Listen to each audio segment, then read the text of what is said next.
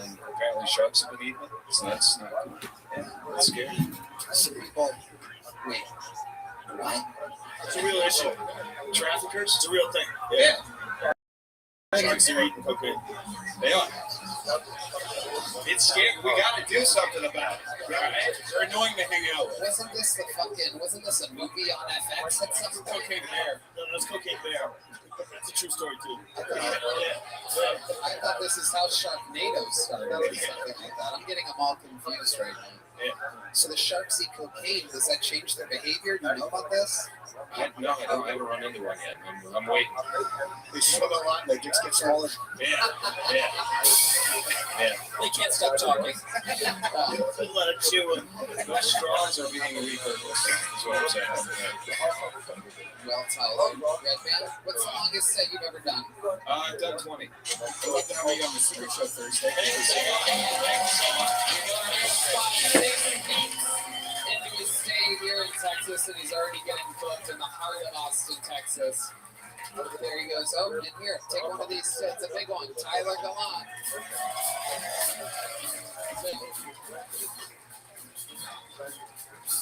All right, we're coming around the corner here. We're almost there. Big sponsor, your final bucket pull of the night. John Moore, everybody. John Moore, everyone.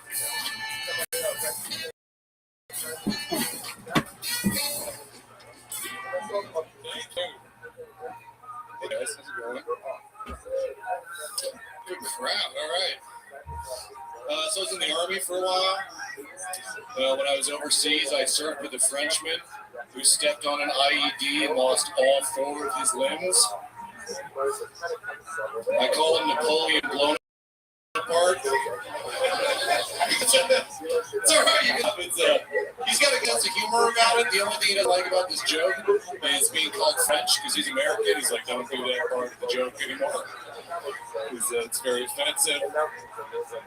He's very successful now. He tours the country. He's a motivational speaker. Speaks to large crowds. Probably has more stage time than me and the rest of these comics put together. But at least we're all put together. You know what I'm saying? Did you guys know that when a small animal is about to die, it will try to wriggle out of my grasp? Thank you, John. Welcome to the show, John. This is your first time here, correct? This is my second time here. Okay. How long ago were you on? About 3 years. Joe was on the panel. Okay. Yeah, I bombed. Yeah. This was better, huh? Much better. You're working hard at it. Yeah, I did the same joke, as a matter of fact. I just kind of remixed it. You made it better? I don't know. Did I make it better? No one remembers from 3 years ago. I don't even. It was horrible. Well, it could not have been worse. I'll tell you that. Was it the blown apart part? I did tags. I tried to do. Okay.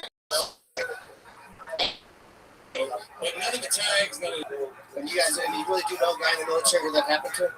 True story, yeah. He's one of Gary Sinise's leaders, like Gary Sinise. They've got a whole camp up in Maine. I don't know if we have any quadruple amputees in here. Gary Sinise runs a foundation where they care for people because he was Lieutenant Dan. I know that he's involved with like the What are the odds of that? That's incredible. I wonder if Tom Hanks does that. We had a guy here second ago that loves ping pong. It'd be great if there was. Okay. We don't hear. John, so where did you go when you were in the Army? Afghanistan, 708. Okay. You got any women over there? Not really. What do you mean? Get your haircut every once in a while. They have Afghani hairstylists up there. What do they do? Actually, All around your head? most of them Kurdish, they cut the neck. Is there something to your hair like that? Okay. John, very interesting. What do you do for work now? I'm an analyst. What are you analyzing? I'm a data analyst for DHL, actually. Oh, wow. I wore my work shirt. Hell yeah. All right, John. What else are you into? What do you do for fun? Comedy, but I got a son. Okay, So I'm a dad. He's 7. 7. And you're the father? Like you stay. Biologically, yes. So are you in the kid's life? Oh, yeah. I have him 50% of the time. He was born premature. DHL with another fast delivery.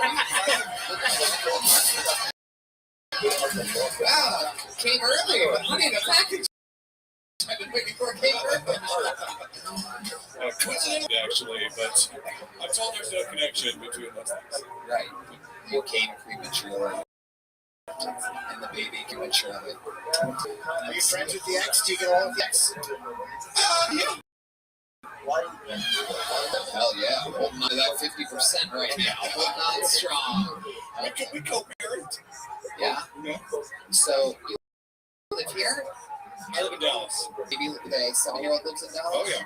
And the ex. I took him to Disneyland this week, actually, which was great. You told him someplace Dallas was Disneyland? The state fair, right? Wow. Okay, so you went to LA, you went to Disneyland. Went to LA. How did that go? It was great. Yeah. Magical. Have you been to Disneyland before? When I was a kid. Okay, what did you notice is different about Disneyland? Well, I just noticed that it's very, artificial, right? It's kind of like addiction. You call it magical, but it's really more intoxicating. Because you get there you go. Turns out you ran out of time there. Unbelievable, John. Thank you. Okay. Don't blow the illusion of Disney. Don't blow the illusion of Disney. Yeah. I mean, what are you going to tell me? There are costumes? We saw Jack Sparrow, Did his ex-wife shit on the bed?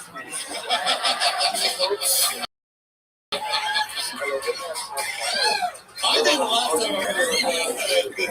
There you go. All right, John. Well, congratulations. How old are you? 40. 40. And how long ago did you start stand-up? 4 years. 4 years. How does it feel? Have you been getting a lot of spots in? You're working in Dallas? I got some spots, yep. I've done some time at Dallas Comedy Club. This is kind of hit or miss. You're happy you're doing that. It excites you. Yeah, I love it. I came down here to get out of the routine, Yeah. What's the worst set you've ever had in Dallas? How did that go? Worst set I ever had was back here the first time. Well, you know what? I'm going to play that right now.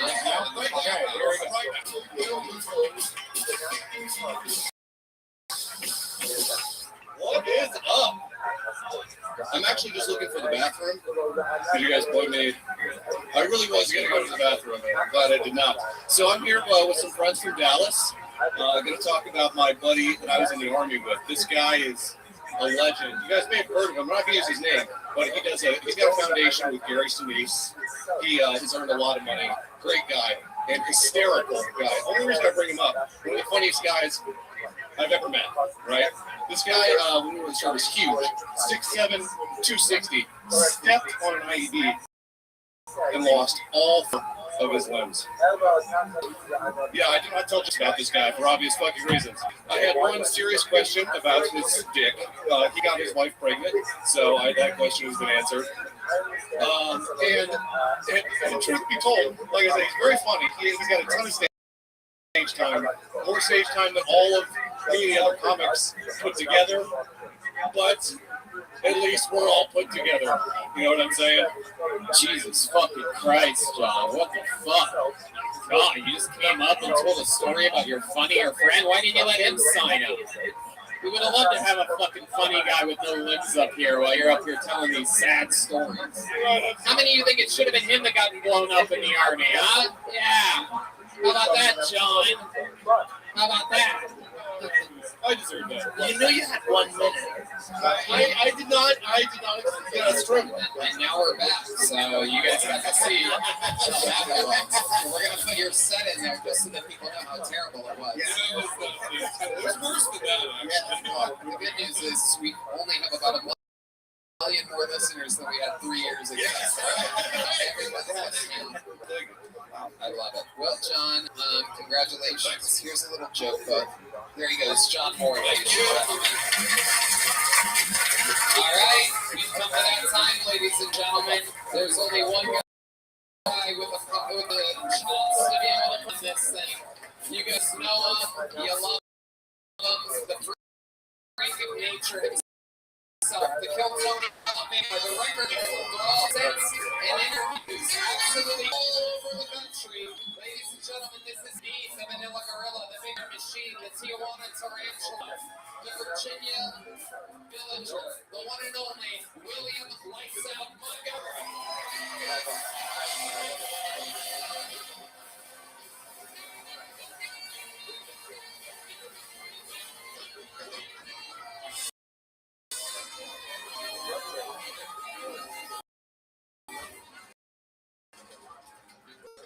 Stage Talker actually asked me if I could talk.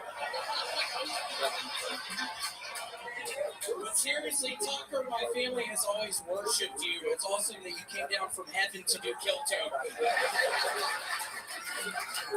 Winona Judd is here. Winona Judd once performed during the Super Bowl halftime show. Meanwhile, Red Bay fucking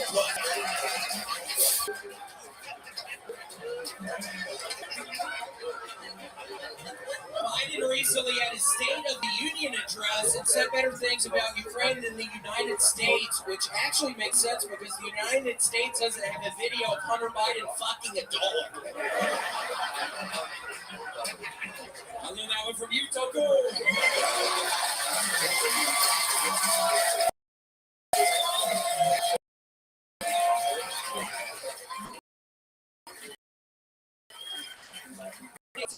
And meet the first Holland. At what point were they? Last week, a Boeing whistleblower was found dead in his car prior to testifying. Wait, did he work for Boeing or Hillary Clinton Airlines? Okay, that's my time. Thank you. Amazing.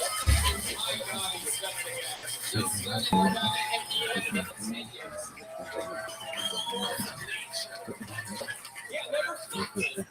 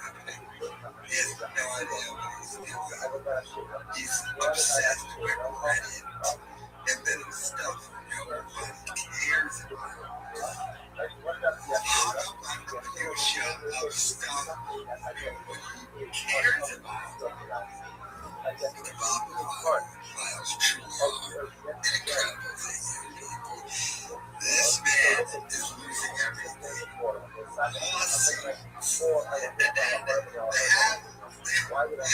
former employee, the handler, Mark Harley. He's in Super Bowl commercials and on SNL, hanging out in music videos with A$AP Rocky. His career took off, and he still has the time in his day to release stuff on you.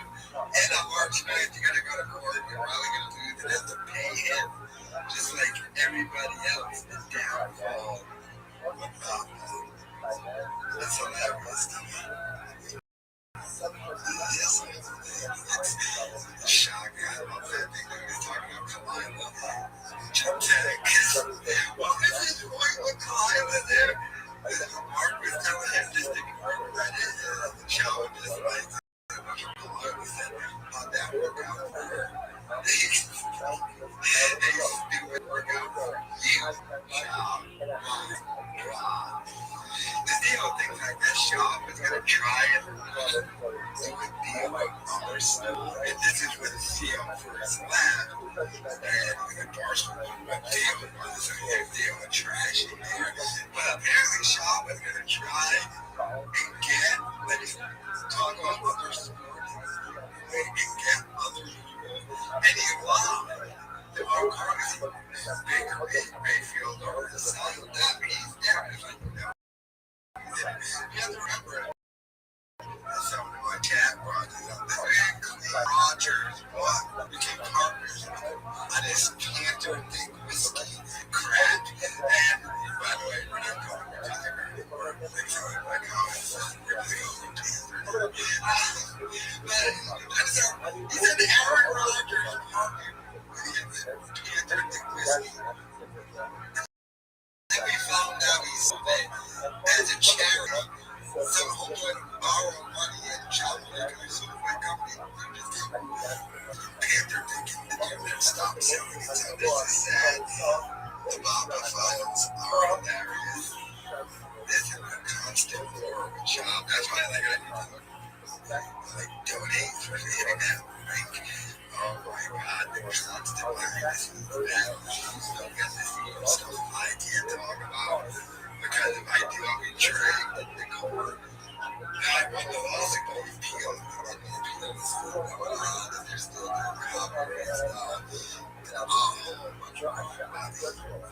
Like I said, there is no more of this other people. And more to come. Let me know your thoughts in the comments.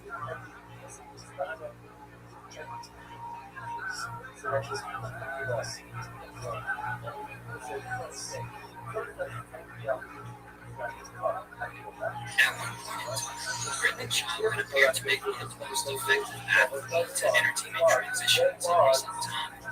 After leaving the UFC behind, his podcast was big enough to be bankrolled by Fox Sports, pulling in major guests and allowing him to rub shoulders with the likes of Conor McGregor. Then he had his own shows, embedding him deeper into both MMA media and the content landscape in general. And soon, he followed the lead of his close friends like Joe Rogan, Ryan Callen, and Kristen Bell by embarking on a career in comedy, touring all over the world with his own brand of basically, it was all moving in the right direction for Brendan once he made the bold decision to embark on a new path.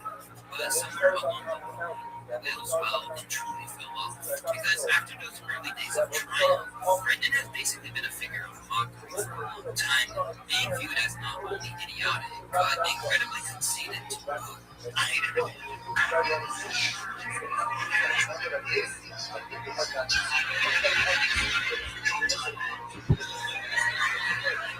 Yeah, you should hate it. Everyone should hate it. And Boston next week, next Thursday. Boston. I don't like it. I don't care myself. I hate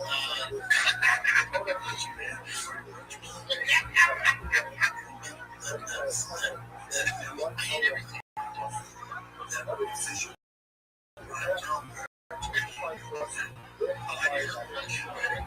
one thing that you're like, yeah, I'm stoked about that. Watch myself. And over time, what began as a critical figure became real animosity towards everything he did. Have you seen this documentary, The Most Hated Man on the Internet? No. Do you know who was the most hated man on the internet? His name is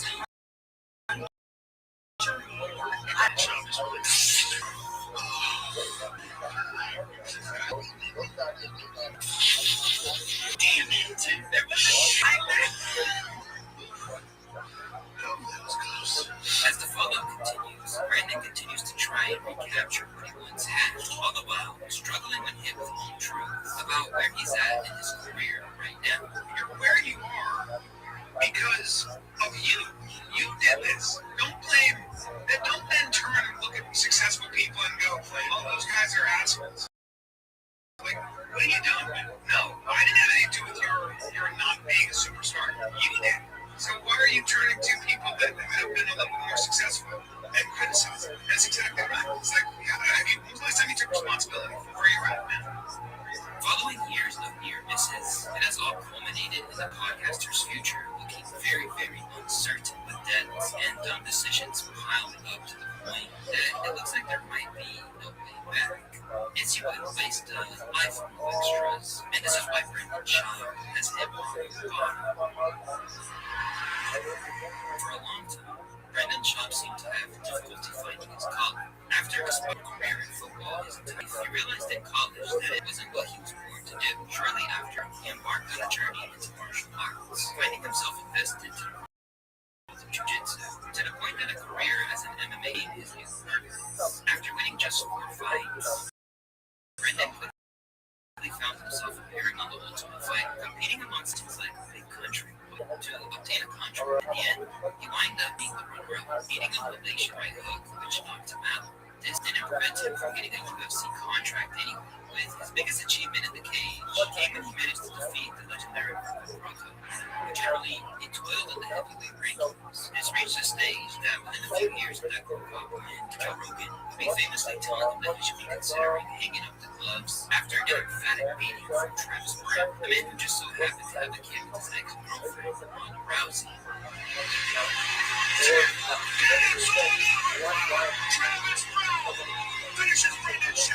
It's not that you try hard, it's not that you're not dedicated, it's not that you're not disciplined, it's not that you're not intelligent. There's shit that other people can do that you can't do.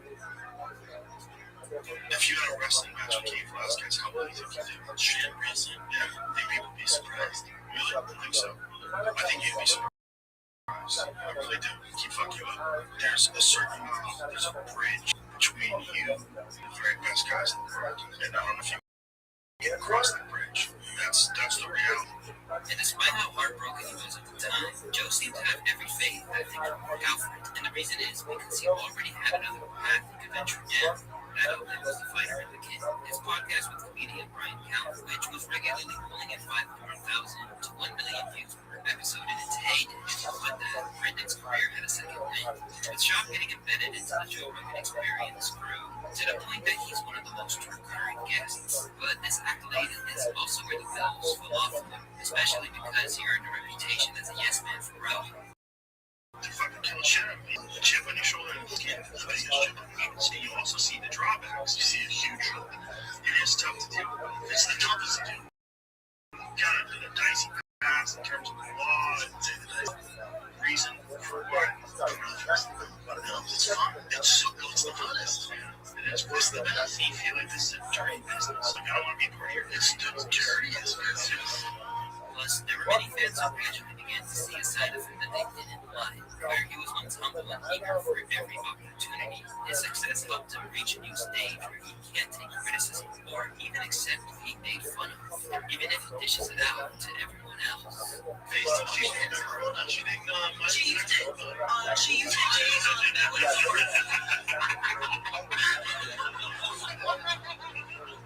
And ultimately, these are just two factors as why he went from a man people wanted to support to a top 1% of subreddits that's basically dedicated to chronicling his failings. As slowly but surely, he destroyed any goodwill that he had with bad decisions, weird behavior, and a whole lot of needless deception. It's almost like fighting. I actually fight with you.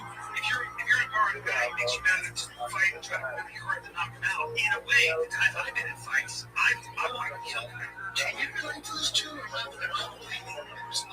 Any fight I've ever been knocked out for, street fights. Yeah, too much street fight. I've been unfortunately not to do that. I've been raw rich. Don't tell me that because you don't know what the fuck you're talking about. In the street, I know you're doing. You don't fight. You win a lot of street fights now. Zero. See, I had one ever in college, and then that's about it. My brother was always the one to get in fights and beat me up. Over the course course of the fighter and the kid's early success, Brendan began to get himself a reputation as someone who wasn't afraid to be played with the truth. In fact, when a Redditor and another asked why he was so despondent to go south, I accidentally joined his subreddit years ago. I knew that he was a UFC fighter, and that's it. Slowly but surely, that sub won me over because it's hilarious. Everyone has a friend who lies about big, weird, unnecessary stuff. Now imagine friends' weird, stupid lies are recorded and on that sub, sometimes in a 5-minute compilation, along with the evidence of him being. I've come to the conclusion he deserves the hate of lies like a weird amount about this stupidest things. He's got so many stories for famous people. Just stop to tell him how funny they think he is and how big fans. It's just fascinated by him. But any criticism that people had of Brendan, they didn't stand up due to being friends with so many established points of comedy. Brendan ran booking big shows a year with doing it under his belt. You were also offering yourself like you were offering a lot of money on Showtime, and it was like I remember I can't do this, but you're like it's a lot of money. I gotta do something. Yeah, so we're to get it. It's like there's comics. Years there. So what are you gonna do? You must have already got famous. Like, yeah, UFC, the podcast was number 4. They go number 2 at one point.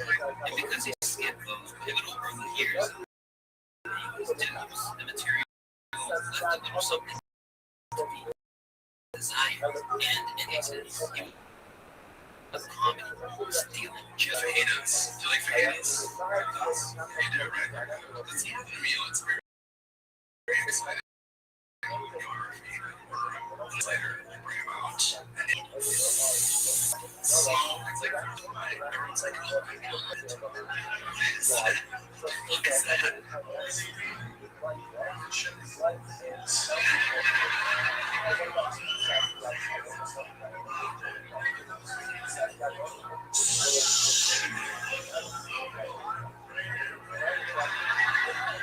From there on out, Brendan relentlessly hit the circuit, delivering set after set of jokes, which didn't necessarily land, and even reached the point where he was openly dissed by other stand-ups in a way that you didn't want. And that's a 2.5-hour drive, so really easy. Nowhere. Maybe in Arlington. Is that where it is? The Dallas Improv, Arlington. So yeah, that's where I go to all beers. Back to follow.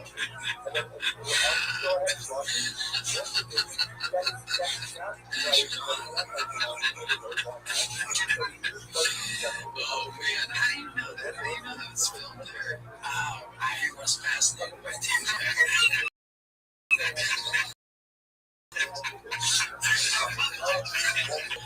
I even know where instruction paper came from. We're showing up on the podcast the king of the state, right? Yeah. Oh, yes, but he's I thought he tested. I'm not mistaken. I saw it tested. He tested just on the public versus push-ups. Oh, yeah, I will stand there. So pressing the wall one time, saying it's not right. It's not a new you just gotta work.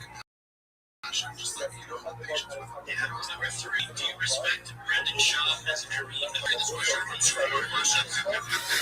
You said yes, and the lie detector test determined that was a lie.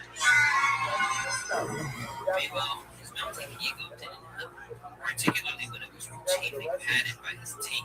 And there's a scroll through Instagram, and there's this guy walking out. He's doing something, and somebody says, "Hey, Mark, they're just surprised you keep making shit happen."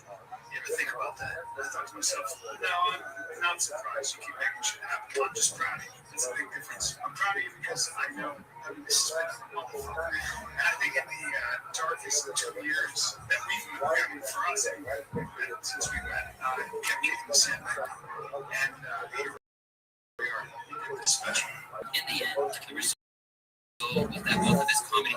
rated to be among the worst of all time, scoring historically bad scores on IMDb and essentially becoming a meme.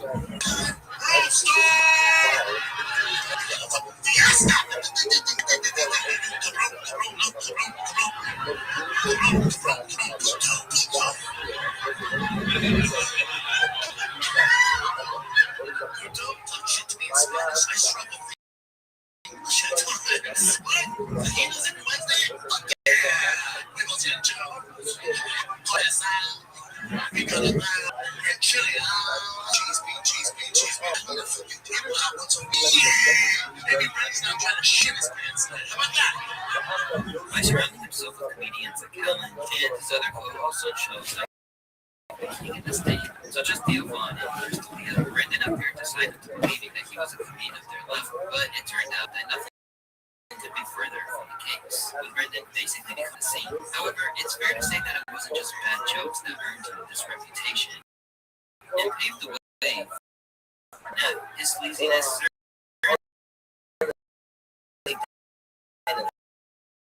Matters either. First, later down the line, it'll even be abandoned comic, but it's fair to say that the reality of the situation is that it's not exactly language that is Marshall, don't just say that. I don't know. Last night I popped off because Joanna's and Nancy. Her English isn't great. I just managed to speak in Spanish. I don't speak Spanish.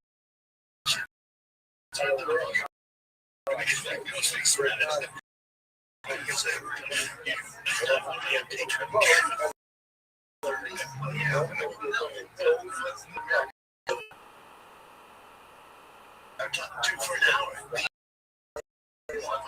Fuck me. I'm just gonna sit here and stare at the phone. Come on, that's a great dinner. Yeah, I would just Spanish. A little bit, right? A little bit. You're just like, nothing. So I'm like, oh, you just, I should go eat in another room. I should. You're gonna go enjoy the food I bought. You're gonna go figure out a way to pay for your house. And the old kids have the only language I speak. Is that not crazy? Well, this may be seen as being a bad partner by most people. It is fair to say that it might really be impossible for him to learn a second language when he has a pretty poor grasp on English.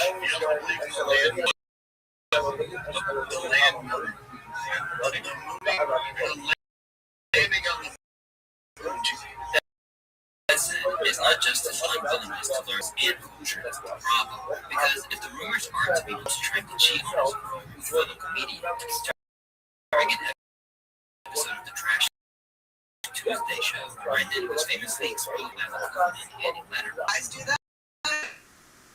This thing I'm happy. Yeah. Walk me to my truck is married guy. And we know him. I'm not gonna say this. But you know, give me a walk. Why don't you give me like you should walk me to my truck? Like, so what I can blow you? Like what? It was just like it's a drive, but I love that we had the same people that the same ones. One is he came for you. Oh, he came for me so hard, and we know his chick. And like the thing that I think is like at least on Esther, he's coming for you. Don't worry. It's just crazy. You washed your hair. Esther, on New Year's Eve, when he was having dinner with his family, he was like, "What are you doing tonight?" This year, maybe 3 years ago, he was like, "What are you doing tonight?" I was like, "Nothing. I'm with my in-laws right now. Do you want to go?" That is like he thinks you're partner in crime. Like I was like single. I'm like, why? Like it's not like we're devious together. It's like you think like if we go to your truck. Okay, let's say I was like him, which I was never in. Let's say I was in. So wait, we walked to my car. I finished my spot, being very good at comedy. You not being good at comedy. And while they didn't name names, it seemed abundantly clear who they were talking about to the point that he came after them. The end result was a showdown on Tiger Belly, the podcast that Kalila hosted with her then boyfriend Bobby Lee. And let's just say it didn't do wonders for either Brendan or Kalila's public image. If I had a time machine, I could go back. I would have called. The reason we're here is because I didn't handle this. And I'll say this right now and get back to that trash. That not saying, and I'm not saying that's, I truly believe neither of you have anything to do with this role.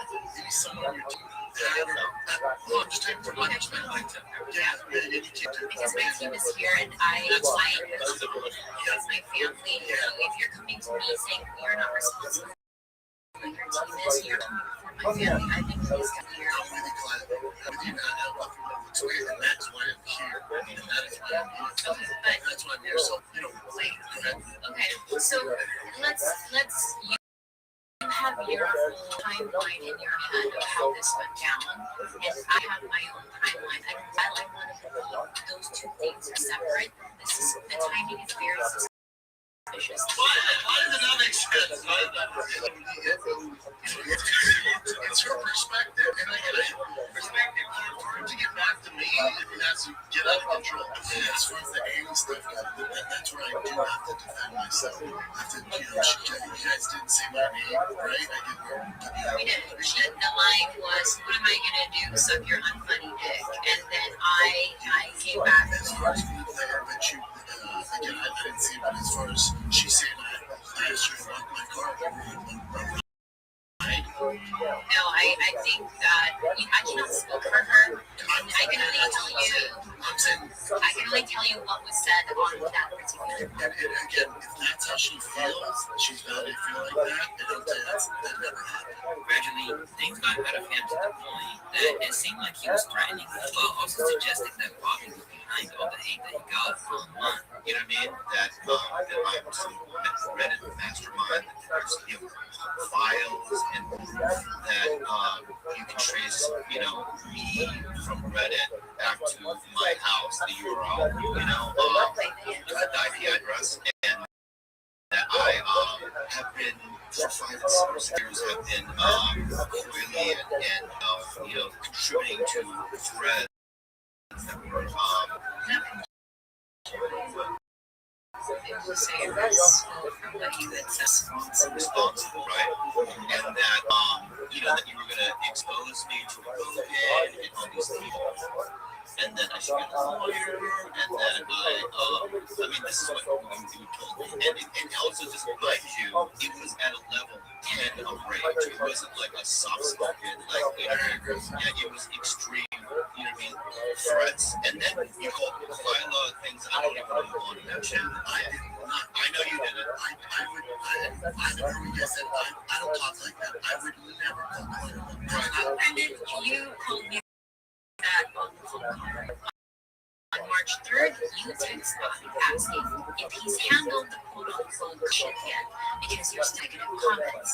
In this text chain, you said, "I don't want to have to finance with her, but if I have no choice, this is all direct quotes. I can never believe it." And this was referring to the Bobby and I were in an open window thinking that was someone going to directly hurt me. Obviously, the open relationship, you and I, that's not for the book, we were talking about for the whole consumption. And while Kalila isn't actually beloved either, flashing out at someone as beloved as Bobby didn't go well to the point that both Shop and his comedian comrade, Brian Callen, basically apologized to save face. Yeah, I'm proud to see Bobby. I know I have nothing towards him. I don't care. I think he's hilarious. He's so talented, but I'm sure he feels the same way. Like my life doesn't get better if we never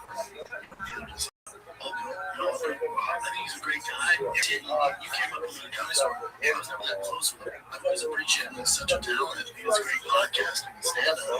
It's not like I missed him. I think that put him in that mix was 100% wrong. And I was working on that information, and I take full responsibility. I don't blame the information I take. Relative to the business world that he was in a scourge of comedy, Brendan began my channel known as Kyle Swindlers for posting videos intended to expose Shop. I mean, can you sue people? Have you tried doing any of that? No, I'm not a lawsuit with a guy who made like 3,000 videos. Again, if you're going to critique stand-up or fight pigs or whatever, like football pigs, all good. That's what that's for. If you're going to go out there defamation, like, Brendan hits his kids or hits his wife, and got my attention, I'm come after you. Get that making information, they got my attention, start doing this evil stuff, and they come for you. And after maintaining that he had a legal team to triumph, the district judge concluded that Kyle's use was fair. And they spent several $100,000 merely fighting this guy. He keeps bragging about, like, I got these bees to be lawyer. So you can keep this guy's YouTube channel down because the guy gets instantaneously made another YouTube channel and has been making videos about Britney Spears' check, like $100 and flushed it down the toilet. $10,000 there. This thing, it just seemed like a giant money pit. And actually, really funny. Actually, on this lawsuit, because Brendan's understanding was that this guy's gonna have to take down all his channels. As things continued to go wrong, some internet commentators suggested that there's some kind of hex on Brendan, as when someone leaves his inner circle, they seem to instantly prosper. Meanwhile, Brendan just keeps faltering. After a good run on the King of His Name, Theo Vaughn left the show. No, I'm going to be taking a step back from being on King of the Sting. Just want to thank you guys for just being a part of my life and letting this show be a part of your life. And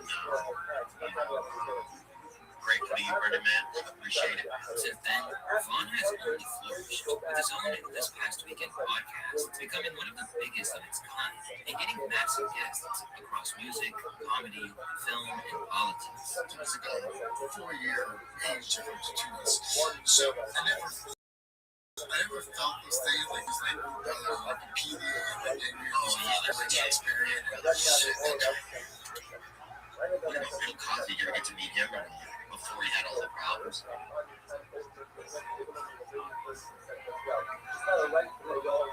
Kids being a fist, another flop.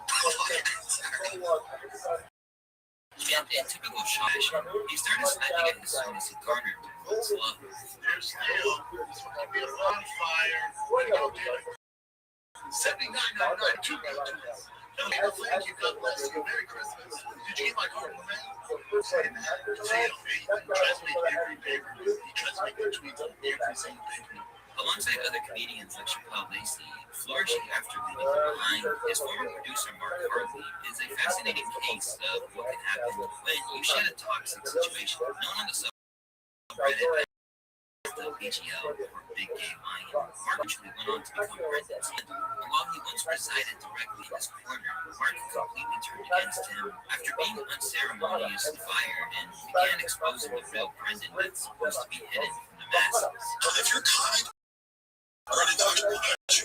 Brendan is a narcissistic and lies to people who defames them. He's the kind of guy that I feel any sort of protect his nature. He could be go rugged and he does TED talk. It's everything's like he'll find a way to, the mental acrobatics that he does in order to dismiss other people who are more successful than him is astounding. Over time, this progressed to leaking voice notes and DMs from Shaw, where the unguarded side was on full display. I've been done playing with her opinion about them. She really upset. I don't know. If you want her, you got big ego. I don't understand it. I don't understand it. It's weird.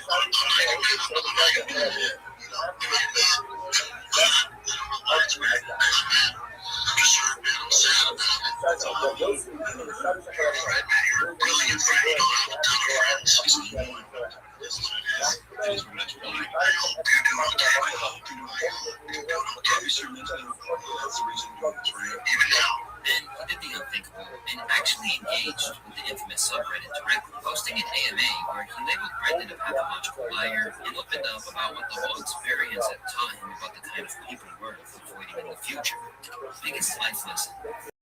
Just everything about figuring out a narcissist and not involving yourself or anything as quickly as possible. If someone has a public track record, look into it. If someone has tens of thousands of people saying they're a piece of shit, engage them with an open mind and let them make their cake. He tried to tell me I was misremembering the macros I wrote down.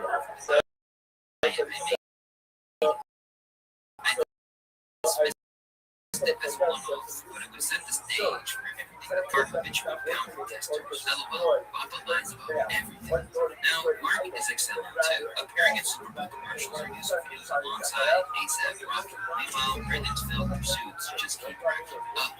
Despite claiming to be so tight with Rogan, he couldn't even get into the podcaster's famed Mothership Club, even after moving to Austin. Soon, he stepped away from comedy, citing a desire to be closer to his family. Yeah, I had to cancel Austin and Nashville. Usually I do that. This time I just, oh man, I got it. I can't miss Tigers games. Can't miss my Boston growing up. Baby girl. I can't do it. I'm tired, man. I'm tired. I've been hustling for over 12 years now. I thought we'll start doing the pod. As far as the playing life and stuff like that, I gotta chill out. I need spots in LA, local, SoCal, NorCal, but going international, going across the United States ain't happening right now. So I'm gonna take a break from that and just focus on family and do my thing, man. But his moves into business hasn't worked any better than his stand-up career. His questionably named whiskey pretty thick still has bottles left over from the first batch, while a potentially fraudulent truck giveaway, which was intended to sell merch for Dry Fast All Gas's YouTube channel, didn't look good for him either. I mean, his podcast views certainly are paying the rent nowadays. He really hasn't done another truck giveaway ever since people found out that the last truck he gave away was being sold in Palm Beach, Florida, the same city his manager lives in. The most recent car Brendan gave away is sweet pasture on Eagle Lake in Texas, and that truck is wound up for sale in West Palm Beach, Florida. So this is all confirmed by the Dry Fast All Gas decal on the back windshield, which is Brendan's car picture. But what also set off the internet sleuths is that Brendan's manager lives in West Palm Beach. As for his car-centric platform itself, the channel has laid dormant for over a year, likely to never be resumed. And at this rate, it won't be the only channel that will wind up being abruptly abandoned. As to be frank, Shab is basically in freefall at the moment. While everything is going wrong for him on a professional level, it now appears that he's trying to live vicariously through his children instead. With his oldest son now playing baseball, Brendan has essentially made this a big part of his personality, but he's not exactly imparting good guidance to his kid. When they're like 7 or 8, because the girls mature way faster, so an 8-year-old, 9-year-old girl is physically bigger, stronger.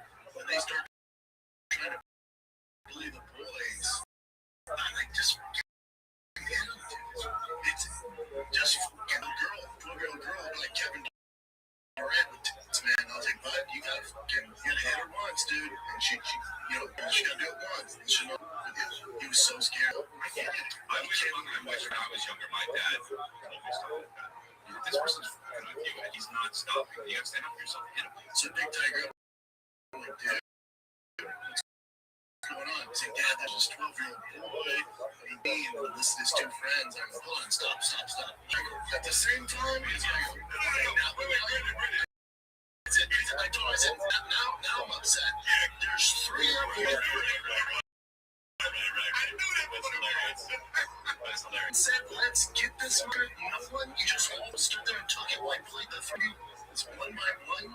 So, alongside basically advocating for his kids to hit women, Brendan's behavior hasn't gone down well with the other dads either. In a post that was unveiled on the Fighter in the kids subreddit, one exasperated father revealed that Brendan was laughing stock among the other heated ways.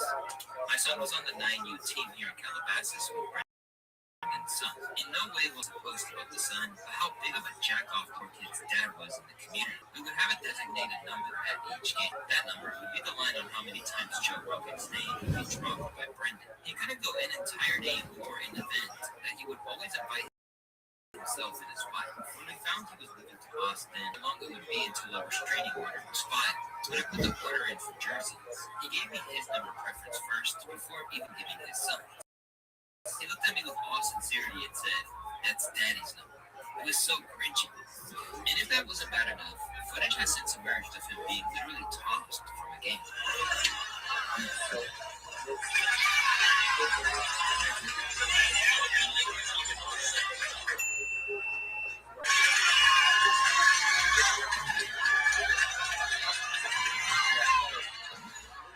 Away from the baseball field, things really aren't going even better, as by all accounts, his podcasting career is on its last legs. After he followed everyone down to Austin, Brendan immediately struggled with it. Yeah, I was like, you go through a tough time. I was like, I just moved to Austin, man. I'm trying to find my way. I'm heartbroken about LA.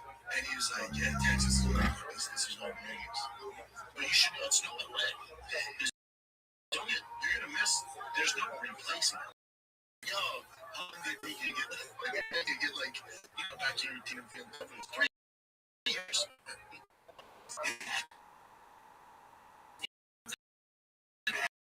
And now it's his feet isn't solution of allegations that could be its own video. And I want to apologize for leaving again. But it's only 10 days. It's 2 weeks. You know what you gotta do? Just show up. That's right. Like, hey, great guests. I'm at the moment. I'm at the Creek in the Cave. Very Johnny Depp on. Johnny Depp. Let's go.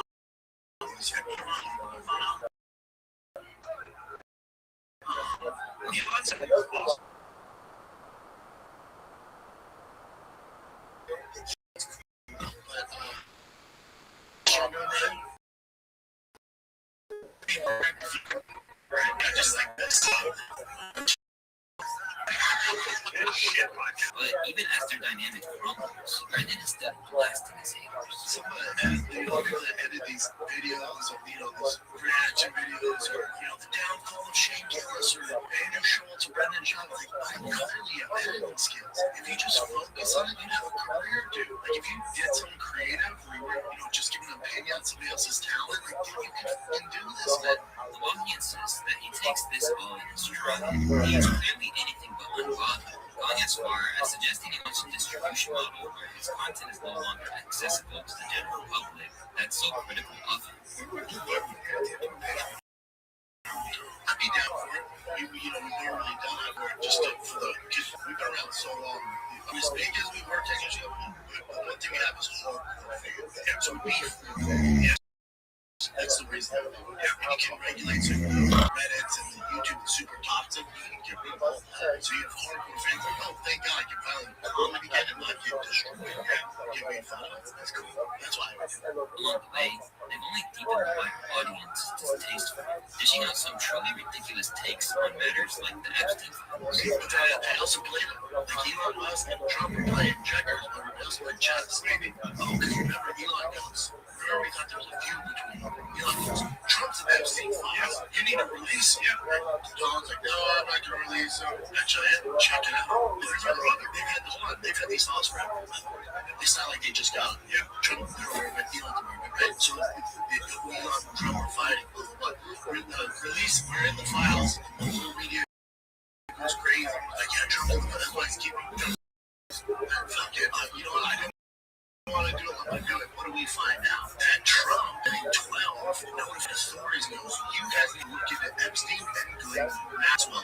They're fucking devils. Looking back at their fall from grace, it's clear that both Brendan and Brian know that they've made some mistakes, and yet they maintain it works. Martina somebody wants to know what's one thing you both do differently if you had to start this podcast over again. Not to be listen to people. As far as doing things different, I think when Brian was going to leave the absence, it's a bad idea. We just do it with random people. I think it's a bad idea. I think we should have. We didn't need the money at the time. I think we should have put our foot down. Now, today, in 2025, you can do that. Everyone's like champion here, right? Like, you see guys that get accused of once like, we're going to leave it. But back in 2020, we were going through it, and I was like, B, what do you want to do? And since I think that now I do there's a place for it. And if he's not careful, he might have to do it for free. After all, the audience continues to dwindle to nothing. At the moment, the signs of the wear and tear are really beginning to show. With every episode, it becomes increasingly clear that they are in major financial difficulties, with Brendan barely being able to hide the concern on his face when discussing the economy. Like, for the most part, if you're just a regular person, you're a paycheck away from basically being this is more than that. Like this whole FC thing is the frustration of people in general going, we're flying on how to count and what is going on. What is going on? What is this kind of question? Everything is too. It's like, all right, Trump got rid of 50,000 illegals. Yeah. Inflation. I think inflation is lower. I think that the new economy is doing better. I think is what's the how market be lower too? I don't know these things. I think that's a question of interest rates. I don't know. I'm not going to get interest rates. I'm not going to start talking about it. Don't know. I got no trouble raising kids. Recently, it was rumored that he's already listed his $3 million home in Austin, while the crew appeared to be downgrading it to an even more rundown studio than the storage unit they were already recording. Are you getting a new studio? We're saying we have no funds for this new studio. So I started looking online. I've been complaining, Brian's been complaining. We all, other than, I think Brennan's one that's found the studio. We all hate it. It's not a studio. It's a piece of shit. Correct. Yeah, correct. Casey's been there. There's it's not meant for recording audio or film. So basically, it's a huge spot. Way better than we could ever need. But now with house, whatever, how many cars are but there's no market everything else.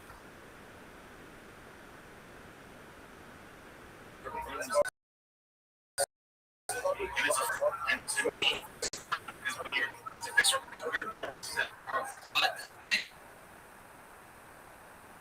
probably needs to financial damage. As it all comes crashing down, Brent trying to re-enter the market with a live podcast, something which he used to say he never did. So when did you first do stand-up? We'd be doing the live five kids with me and Brian. It's comedy show. That was a stand-up. I've never been to my podcast. I think it's not the bad idea. I've never been to one where I've been doing it. Fellas, I'm going to try. Golden Hours live in Austin. Yeah, we're doing it. 4 p.m. The 4 p.m. at the Golden Hour show is scheduled at the Vulcan, positioned as a warm-up act for Chris D'Elia's back-to-back performances. The venue normally votes at 7 to no one's surprise. This has meant that he's been extensively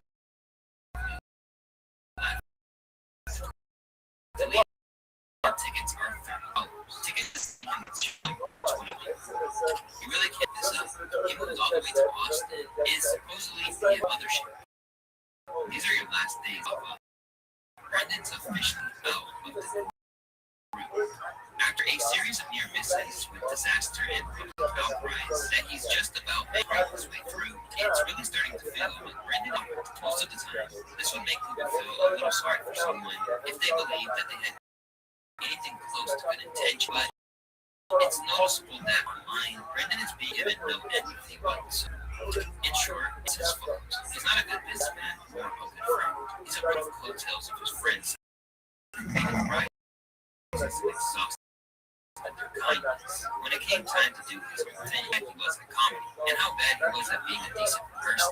He had some early successes in comedy, but a lot of people could get on stage and perform well once or twice. Just look at Kill Tony. Shop just isn't funny. His last special was just bad, to put it nicely. I'm sure at the end of the day, he's just like everyone else, though sometimes a dick. But from a comedy business perspective, not a very good guy to be. You can see with the shit.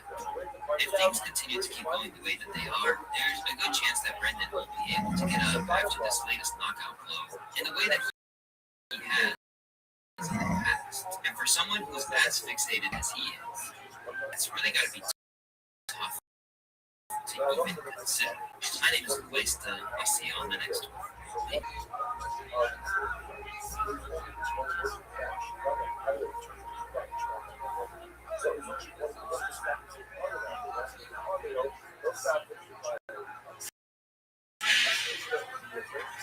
Well, it's been an interesting relationship, man. He was one of those guys who just didn't stick it just to do it. For whatever reason, he's a killer. He's buried the hat in my back a few times. At WWE and the UFC being cooperative in any way at all seemed like a totally bizarre thing to even think about, because, well, the industry between each of the organization figureheads has been, well, less than ideal, but in particular from Vince McMahon, who very clearly regarded MMA as a competitor instead of some sort of business parallel. If Vince here says he's going to go, right? Vince wanted to be, swear to God. And man, the lengths he went to range from petty to the downright destructive. I got a phone call from Vince. It's one message. I wish I would. Yeah, basically a offer, no call, no show. Be on Raw with the belt on Monday to stick it up Dana White's ass. What? Yeah, there's a lot. And that's what I'll jump into today. The times Vince McMahon personally went after the UFC. Big shout out to our Hall of Famers, by the way. You guys are awesome. All right, so let's start with the first one, Mike Goldberg. This one is well known for good reason. It is incredibly ironic considering how his contract was, let's say, not renewed at the end of 2016. He had no send-off, no regards, not a single explanation. I believe, when these kind of things happen, I trust me to talk about it. What makes it even more compelling to learn about, though, is, well, at one point, man hatched an elaborate plan to steal Mike Goldberg from the UFC in the most disrespectful manner possible. The story goes back to 2005, prior to that, it was beyond struggling and in massive debt. They were still trying marketing that gave them short-term success in the 90s, but on the whole, got and across the entire game. Also, I bet they probably are going to believe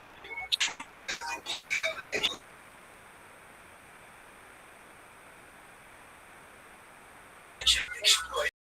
I still loves to learn.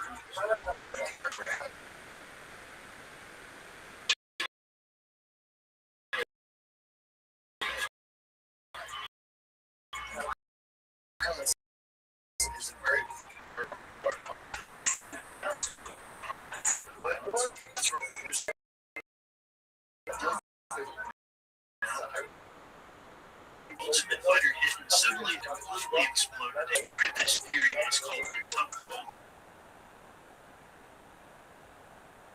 Just ads about UFC during Monday Night Raw. So, what's that? Well, as Chael settles it, this prompted an immediate phone call from Vince McMahon directly to Dana White. Say to Dana privately, why would anybody watch my scripted show when they can just wait till it's over to watch your real show? Do not advertise your show during my show again. And Dana's going to sit there shrugging his shoulders going, whose spite decides to run the marketing and the advertising and to piggyback off of it? Man, it's got nothing to do with me. Yeah, I think that gives you a perfect idea of how Vince saw the UFC as a threat back in those days. But in retaliation for the UFC running ads on Raw, Vince McMahon contacts Mike Goldberg, and he tells Mike Goldberg, I will give you $100,000 to no call, no show the UFC. Goldberg does the right thing. The very first person he calls is Dana, and Vince tells him this call never happened, and this was as part of their return to the UFC network for the years, and they wanted to make a statement going head-to-head for the first time. So yeah, simple as that, sue the UFC for $100K and a long-term contract to hopefully follow. And any fans in the Attitude Era saw this on a weekly basis within the WWF and WCW. It was an old competitive tactic. There's a fantastic interview with Giancarlo Alino on YouTube where Mike Goldberg told him why he chose not to take it. I was very honored by the offer from me. I did feel as, part of the family because we were very much a tight-knit family at the time. It was out in all this tumultuous water, and we were doing it. Was it really that nice? It was about to find pretty nice. I wanted to see where the voyage was going to go. And Plus, I ended up, staying with the UFC. I don't think Dana was ever more proud of me than that moment. Because he tried to steal my nice day. So yeah, Michael Vick was as loyal as they come. Again, this makes me think of unceremonious way he was good for the company. Either way, think of this as the first strike once the UFC found Vince started to really see them as a threat. Unpicking the UFC. So as you might imagine, this push to take the UFC's then signature play-by-play voice didn't stop there, especially now that the two brands had begun actually competing for the same 18 to 35 mil demographic on Monday nights after WWE left Spike with UFC programming on Spike TV and Monday Night Raw on USA Network. So McMahon decided to take things a step further. So Dana right then realized if he's willing to pay $100,000 for my announcer who is replaceable, and I'm only paying my main event 18 and 18, I got a problem. This is a level of thinking, of strategy, of business play that I'm just not ready for. Not only did Goldberg stay, not only did the business change, the Ultimate Fighter never played Monday nights again. The Ultimate Fighter moved to Wednesdays and has never gone back. Joe's recollection isn't exactly spot on here, as Tough 3 in 2006 began airing on Thursdays. But yeah, back then, Raw was doing well more than double the ratings of Tough, and even in their key demographic.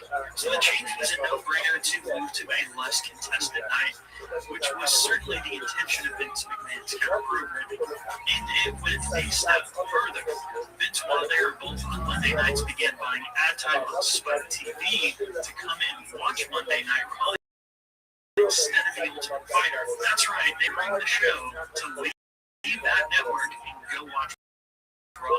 So why the hell would Spike allow somebody to leave their network? Well, on a level, they did not want this. But locally, this is a completely different story. What he would do is he would call all across the United States and book up local ad time. So the end result meant people were leaving as they were watching UFC content to go watch Raw instead on the USA Network. Which means you got a 2-for-1 here. Vince pulling down the ratings, causing the UFC to switch dates there, which eventually led to Wednesdays. And yeah, there are probably people screaming at Rise Pro Wrestling and MMA as two completely different things, and I totally agree with that. I think a lot of people would say Vince had nothing to actually worry about, and Dana White definitely agrees with that as well. I'm not out to be Vince McMahon. I think there were two totally different sports. He's entertainment. He's going to do his thing and have his fans in that line. But the other side of that, though, is it is the same demographic, 18 to 35 mils, no matter how you slice it. But beyond that, part of me wonders if this was wicked some way on the part of Vince, considering competition different his business only a couple of years prior. Unquestionably, it was healthy to have WCW competitor when they were good competitors. And it doesn't stop here. So that leads us on to one stealing a champion. It's one thing to take announcers on the ratings, but what about trying to steal a UFC champion? When Chael Sonnen was in the midst of this absolutely massive rivalry with us, he pretty notably caught by Vince McMahon. I wonder why. Was that right 117 or 148? The second one. Someone called you and asked you not to show.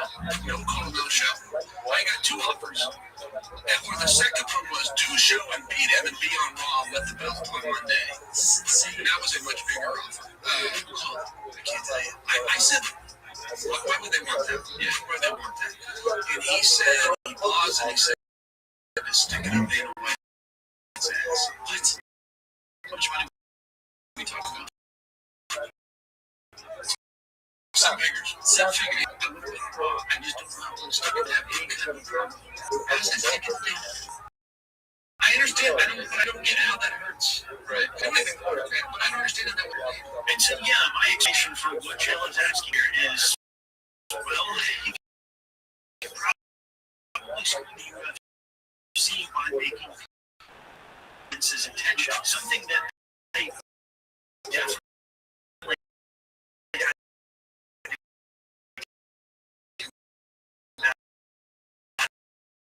earlier years at a time. I get asked this question to this day from time to time. So I can definitely see nearly 15 years ago when I was getting asked this question. Yes, right. Okay, so explain the difference to me, for me to understand that. But the other side of it to me is that I send a message to the brass that Dana's stars may not be as loyal as he actually thinks. But how about going from taking UFC stars like Chael Sonnen or Brock in recent years, you had betting wars like Gabe Stevenson. What about going after the UFC's matchmaking? Yes, at one point, according to Dave Meltzer, Wrestling Observer, report that Vince tried to poach the UFC's then longtime matchmaker, Joe Silva. Man, that is random. A booker is the title for somebody who matchmakes in the WWE, but there's a whole lot more responsibilities to it.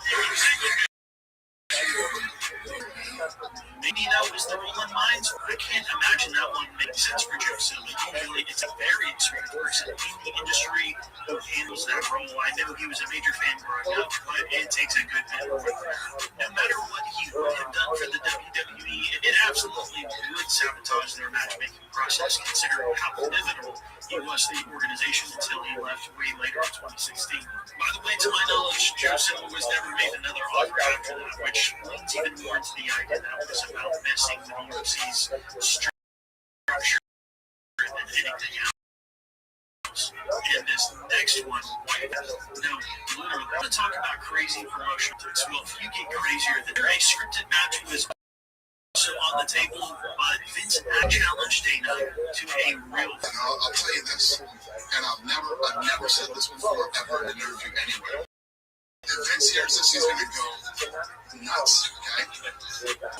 If Vince wanted to fight me, I swear to God, called me up and said, let's do it. We can either do it in the UFC or let's do it at WrestleMania. That's right.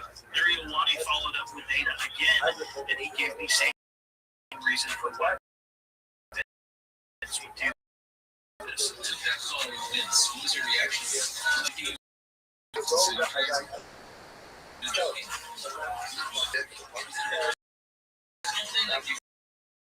doesn't like you. Maybe you wanted to kick my ass and television. I don't know.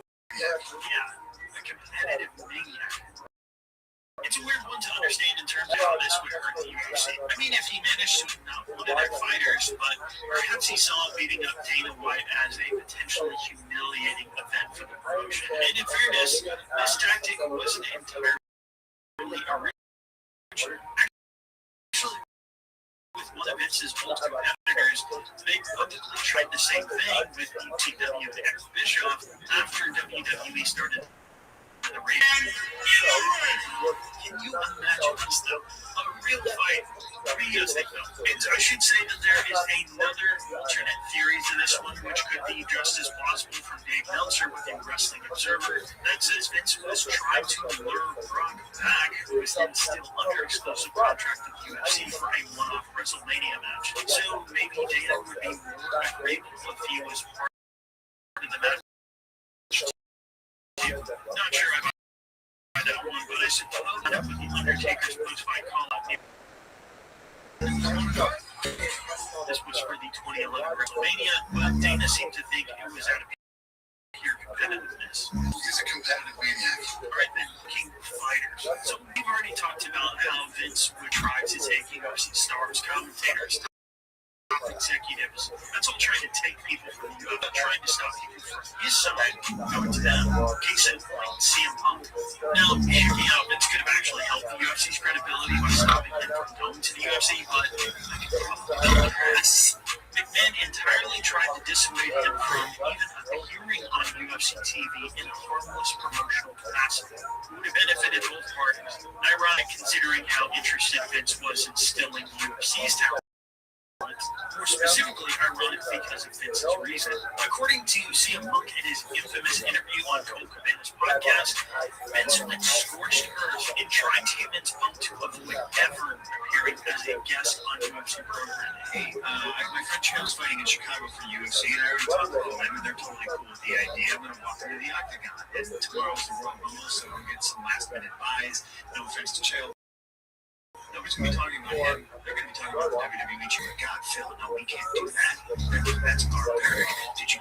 Somebody's gonna die. Somebody's gonna die. That's what he said. Somebody was gonna die in the end. Everyone's gonna die.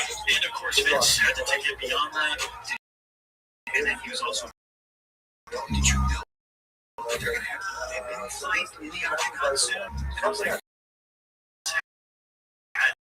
I wonder how many other blocked thing. But again, super ironic considering he wanted to steal the UFC's talent. And this went all the way back to Ken Shamrock in the 90s, and he credibility of his UFC championship. So clearly this was much more about blocking and screwing the UFC out of opportunity. Process with the things he said. The chilled out would have gone viral back then, so it's a weird one. And although we never heard Vince McMahon's side of the story of UFC 200 in 2016, we did hear a bit from Stephanie McMahon that essentially said supporting the fight against Mark Hunt, which, to be fair, is understandable. Why would they risk their star getting injured and missing dates with them as a result? But this was Brock's response on the UFC 200 media call to what Stephanie said. We're not necessarily supporting those like before. I don't care what you do. I really don't give a shit. More than anything, I think it shows how much of a star was to the entire idea of getting to let him go fight there. At least by then, though, you started to see the competitive perspective Vince once had beginning to change a bit. He did still give Dana White cheap seats. I can't go to see Ron. People come up to me and go, why are you sitting in these seats? I said, well, it's really exactly, so fuck them, I'm going to sit right here. But of course, things get way crazier than this. No deal.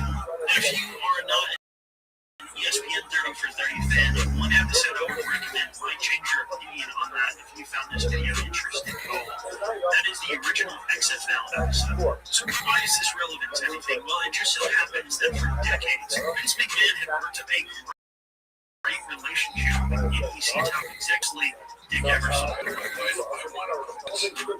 to watch her for kids and grandmas, and I still feel that way today. So when was finally leaving Spike TV in the early 2010 TV deal, it was going to be a massive TV to network TV, which means a much larger audience as a result. Turns out one of the original major networks in talks with the UFC was none other than NBC. You might already be able to see where this is going by now. With that level of relationship between Vince and NBC, oh yeah, he had a little bit more control. We were about to do a deal with NBC.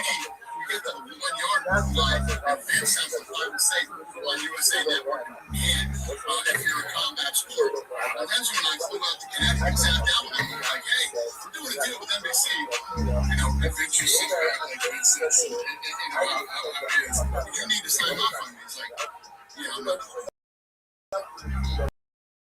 I'm like, all right. You guys don't know what I said. The whole deal was wow. Talk about power trip. And no, this also could have been up to Spike TV. For whatever reason, Vince McMahon let it through and regretted it. Maybe he just wanted to be the big dog. I don't know what it was. But whatever the reason, he wasn't about to let this happen again on the new network with NBC, which also happens to run USA Network's property. Yet this was during a time where Vince was very clearly trying to sabotage the UFC in various ways. Around 2011 and 2012, and it's just able of him blatantly trying to harm the UFC. Alright, this is our last one, trying to ban them outright. These days, the UFC and MMA are pretty much everywhere. I'm sure there are still a few places that they have yet to legalize the sport, but that's a different exception and no longer will now. But back in the early 2010s, there were still a ton of grounds to be laid up, including two nearly naked hot men rolling around on top of each other, trying to dominate each other. And Johnson Casey, that's gay porn with a different ending. One such place was Germany, according to MMA fighting the Bavarian state media or VLN. Yes, that is actually their initialism. Had banned the UFC decision on the grounds that, quote, a violation of Jim Brown and an undesirable influence, unquote. Okay, what the hell? This would last about 5 years as it quoted as, quote, a plausible sport. These sport choices are absolutely insane to me. Anyway, believe it or not, Vince McMahon allegedly influenced these authorities across Europe with things like Oliver Kahn, who was in charge of marketing duties for the WWE, who also held a commentary position in Germany for them. He would also later go on to fulfill some of the same duties for the UFC in Germany. Well, as reported by multiple outlets, I'll just have to read the quotes. This is in reference to an event at Cowboy Stadium around 2010, by the way. I promise it'll make sense. Unless the UFC managed to back a stadium they go into, it'll be negative for the brand's development. WWE, for instance, is only waiting for a brand to try and lock the UFC. They are already actively trying to get UFC banned in many European countries. Don't give them ammunition. Khan would also go on to say, yeah, WWE's that shady. Of course, UFC isn't competition, and that's why they don't really care how the UFC does. Just like TNA, which also isn't considered real competition, but to who they constantly try to screw with. The bottom line is WWE don't like it too much when UFC's bottom of the barrel shows still outdraw the WWE pay-per-views in North America. It all just goes to show how powerful it has been in television history at these times. And although he might have been saying these things were distinct from non-competition, that apparently wasn't the case behind this. So there you have it, guys. As somebody who was a massive fan of the Attitude Era and still enjoys going back to watch those old WWF and WCW days. So I found this whole topic incredibly compelling. Brad has played hardball. There's practically any shower halfling boxing promoters out there, but you don't find much retaliation towards Vince. At least not any that's been made public. I do really just think that's how big the WWE was in comparison to the UFC, particularly in the television industry. The UFC had already been beating them in pay-per-view for years, but that doesn't mean they were doing better TV ratings on a week-in basis than WWE. But the other side of this is that Dana always publicly is a ton of respect for Vince, so I'm not under the reason. You just don't really work. Anyhow, let me know if there's anything I missed on this one.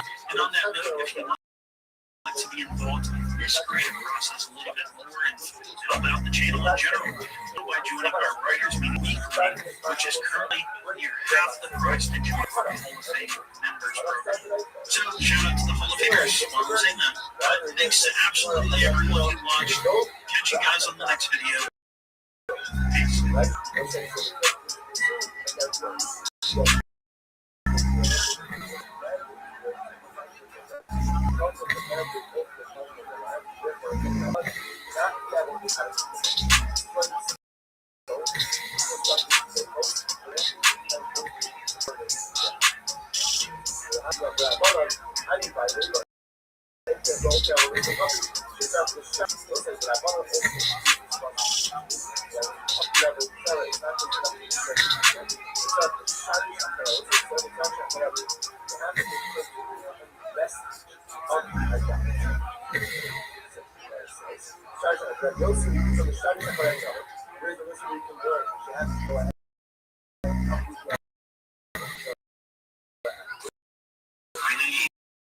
Service that works for dads, gamers, and theaters. Handcrafted by chefs.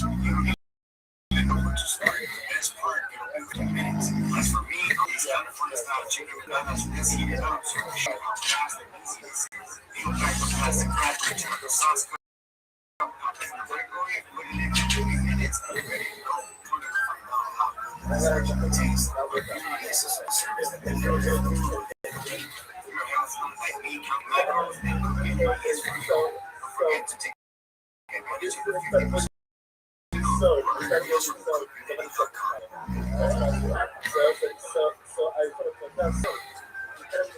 When I started my record label, the business side of things, taxes, finances, definitely felt like adulting. But just because you start your own thing doesn't mean you have to figure it out. It's been amazing to have a TurboTax expert to bounce ideas off. Even if I'm in the studio alone at night, I have access to a TurboTax expert. I handle the music, they handle the taxes. File your taxes with confidence with TurboTax experts.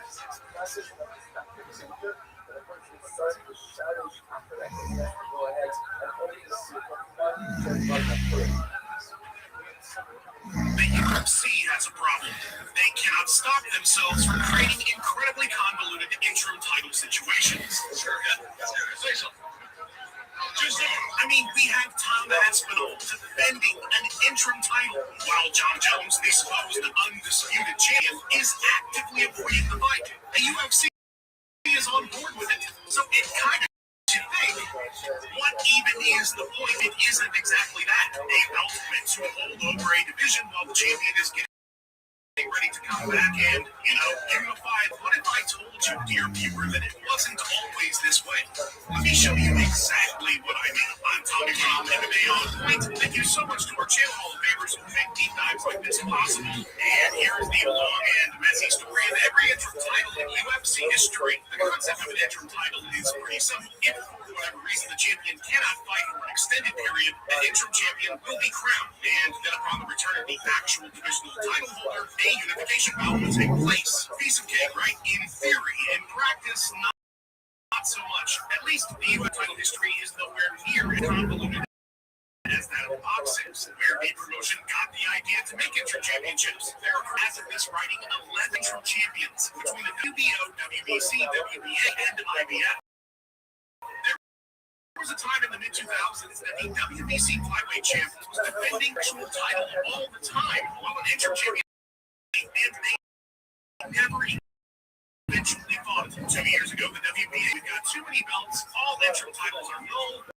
Years now, which is basically kind of like the same thing. Point being, it's a hot mess. But then again, it isn't the boxing title picture. The very first title fight took place a decade promotion's existence in 2003 and was about as messy as the situation gets, but was arguably justified usage by the now 2-year-old Zuffa administration. The belt in this instance was being used as a way to force light heavyweight champion Tito Ortiz to fight Chuck Liddell. At least that was the plan. The friends turned rivals would have absolutely been the biggest fight the promotion could put on at the time, but Tito was actively avoiding it. Depending on who you believe, fear, or a combination of both.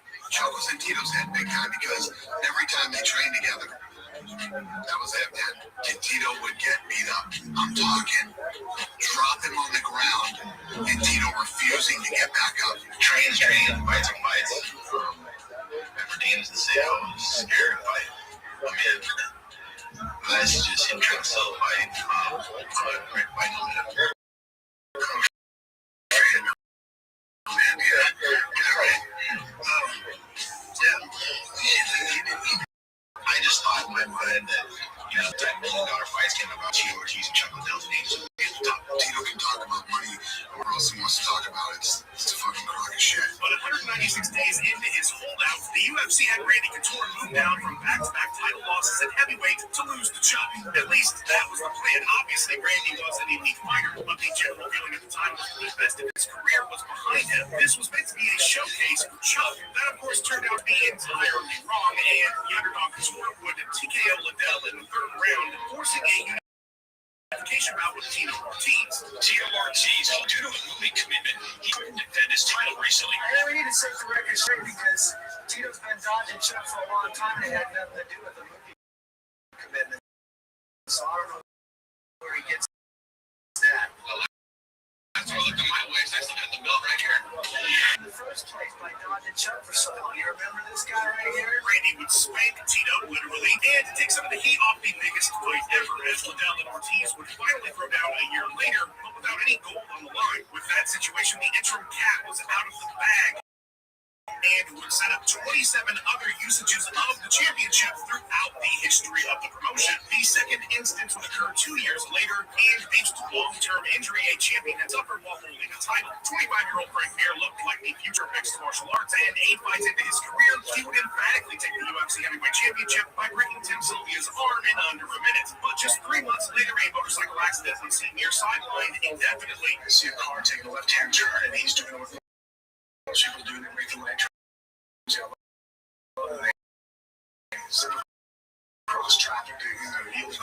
So when I zipped forward, the thing was foaming on the back of my head, which I getting my helmet. And I kind of did a little bit of a cartwheel. I got about 80 feet. They said I flew up my helmet, couldn't get my helmet off fast enough. Broke my leg, tore my knee. So I lost my toe for a little bit, but the tension on enough that they sewed it back together. And I remember sitting there, really controlling my breathing, just focusing my heart rate down because if I was going to bleed out, I wanted to make sure it was as slow and give myself as much opportunity as possible to survive this and make it to the hospital. At the time, Frank was scheduled to defend his title against Andrei Arlovsky, so given an interim title bout instead with former champion Sylvia. A bout he would win in under a minute. With Mir's recovery taking longer than anticipated, the UFC threw Arlovsky into another interim title bout, this time with Justin Eilers. Andrei would successfully defend his temporary title with a TKO victory. He planned was then to finally have a unification bout in October of 2005, but with the prognosis that he would not be ready for that date, he was finally stripped after 419 days, and Arlovsky was upgraded to undisputed champion. The two would eventually meet in the cage a decade later, with Andre beating Frank via unanimous decision. What Andre has done coming back into the UFC and going on the road that he's gone on, it's amazing. I don't know if many people picked Arlovsky in that fight.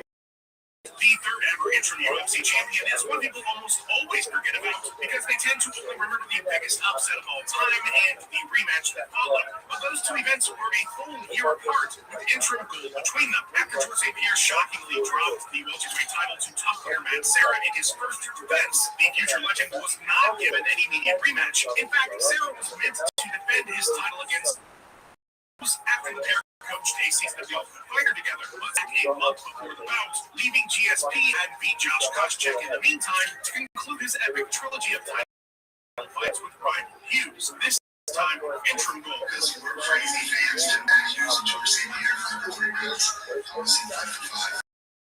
It's funny, I ended up with Matt Serra. He was out like 2 years ago. It was amazing that he called me back and said, this is who said the fight, and this is who you can't fight. And I chose George. Lending even more weight to the belt and setting up his redemption against Serra, who he would demolish in their second encounter to unify the titles. Interestingly enough, it was at the post-fight press conference for GSP's interim title bout with Hughes that our next interim championship fight would be announced. Guys think or something that, I don't know what the end game is here. He decided it was later down. Apparently he's not happy. Everybody's trying to make a big deal out of money. This was never a money issue. It's been a prevailing feeling of respect that wasn't being given. 2 months earlier, Randy Couture would walk out on the UFC over pay, over not getting to fight Fedor, and a whole host of other issues. The resignation complicated the heavyweight title picture because old Cap had managed to come out of retirement and secure that belt against Tim Sylvia earlier that year, rather than strictly in the promotion played the long game, assuming they would eventually work things out with Couture. And so they would set up an interim title acquired Antonio Rodrigo Nogueira, and he subbed again and Big Knock that interim goal, but he would not get that fight with Randy, at least not with the belt line. To buy themselves more time, the UFC announced Nogueira would coach a season of tough against Frank Mir, and then they'd have a time, presumably for the then vacant heavyweight championship, if the UFC couldn't get Couture back. But they did, which led to this weird situation where Randy returned to defend the heavyweight title against the obvious Lesnar, the pay-per-view before Big Nog was set to take on Mir. It is a return that is relative to the sport every bit as big as Brett Favre's. On November 15th, this guy, Randy Couture, climbed back into the UFC's octagon, a 45-year-old, 3-time heavyweight champ, against this guy, rising superstar, Brock Lesnar, and we are pleased to welcome you both. Why this fight for you now? Rather than strip the interim title from, they did another interest, setting up his legendary unification showdown with Lesnar at UFC 100. Nogueira and Couture would throw down after the fact on the line, but they put on an all-time classic. The heavyweight division's messy history would continue during Lesnar's reign as the champion would be continually silent if you like us. What was meant to be a heavyweight title defense against undefeated juggernaut Shane Carwin at UFC 106 moved to 108 and then became an interim title bout with Carwin taking on Frank Mir it became clear that there was no timeline for Brock's return. Shane would smack in the first round and get his fight with the returning Lesnar that summer, where he would lose in spectacular fashion. And with that, heavyweight would finally see a bit of a long break here.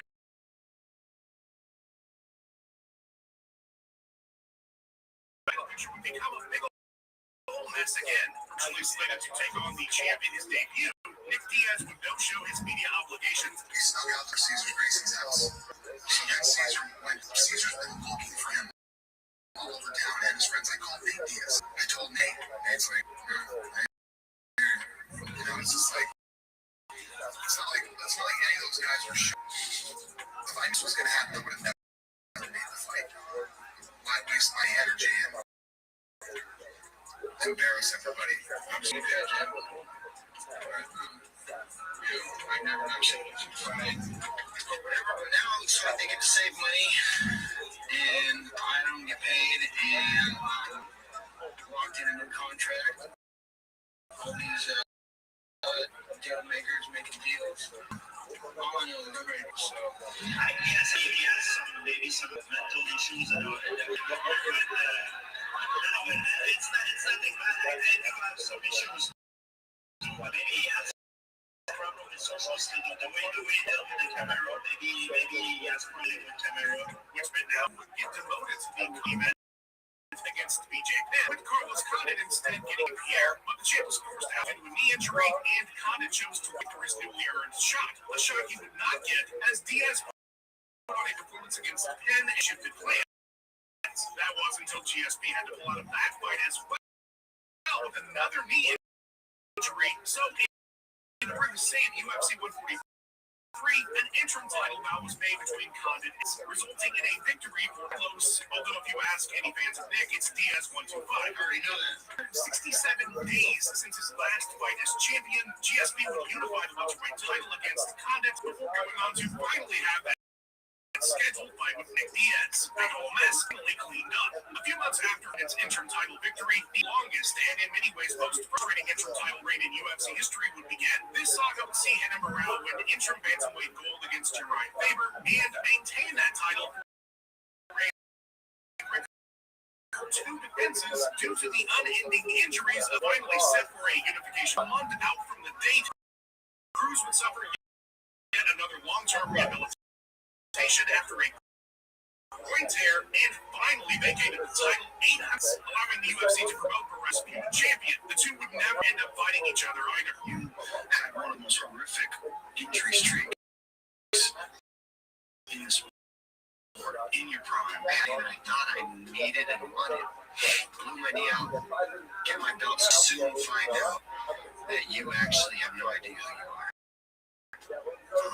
It was just a non-stop to just get healthy, and then it was kind of like that's what I mean. That's when it kind of turned out like you're not the champ. You can't really lose it, but that's it. So what are you gonna do? Because we all hit low points in our life where it's unbearable, and you either allow it to continue to be unbearable and just deny it, or you deal with the task at hand. I've gotten the gift of feeling retired during my career.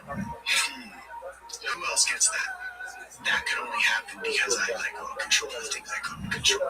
Would you believe in 2014 that heavyweight needed another interim title fight? Yes, the division most interim championship bouts ever, and not if we count the scheduled Aspen Blades bout, has double any other weight class in the UFC. This time around, Mauricio Verdun was scheduled to challenge champion Cain Velasquez after they coached a season of Tough Latin America, but 3 weeks out, Cain blew out his knee, and so Mark Hunt stepped in for interim gold and lost to Verdun, who would be the first and only ever heavyweight interim champion to actually win a unification bout. Next, the UFC would crown arguably its most important interim champion ever, and when I'm sure they were on the edge of their seats praying succeeded after a ridiculously expensive build-up to what was meant to be Conor McGregor's featherweight title challenge, the legendary Jose Aldo. 3 weeks before the tentpole event, Aldo would be forced out with a broken wrist.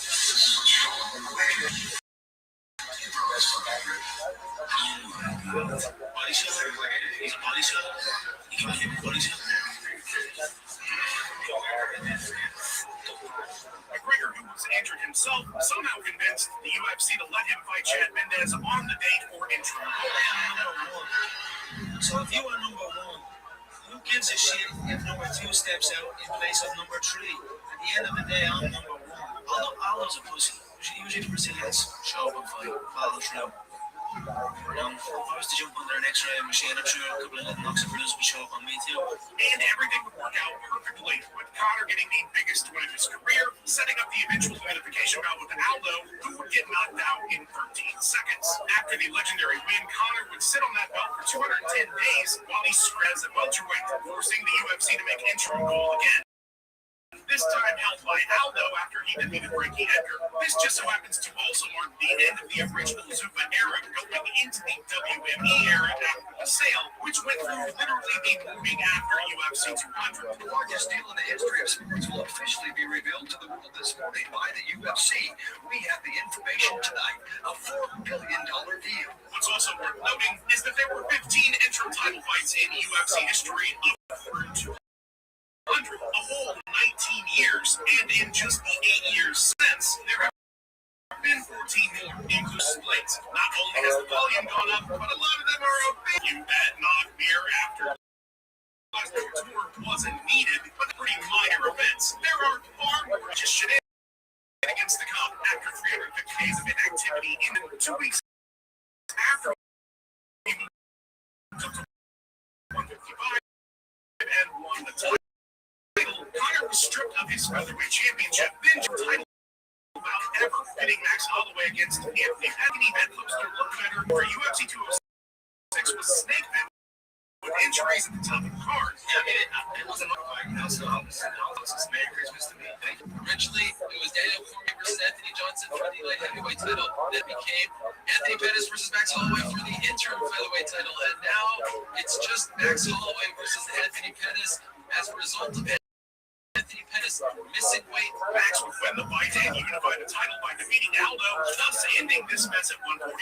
But Conor wasn't done holding up divisions, though. As he would go 511 days without defending the lightweight title he was stripped of his featherweight title for, an absence largely due to him boxing Floyd Mayweather, which forced a lightweight interim champion to be crowned in Tony Ferguson after he defeated Kevin Lee. He's a defender, vacate.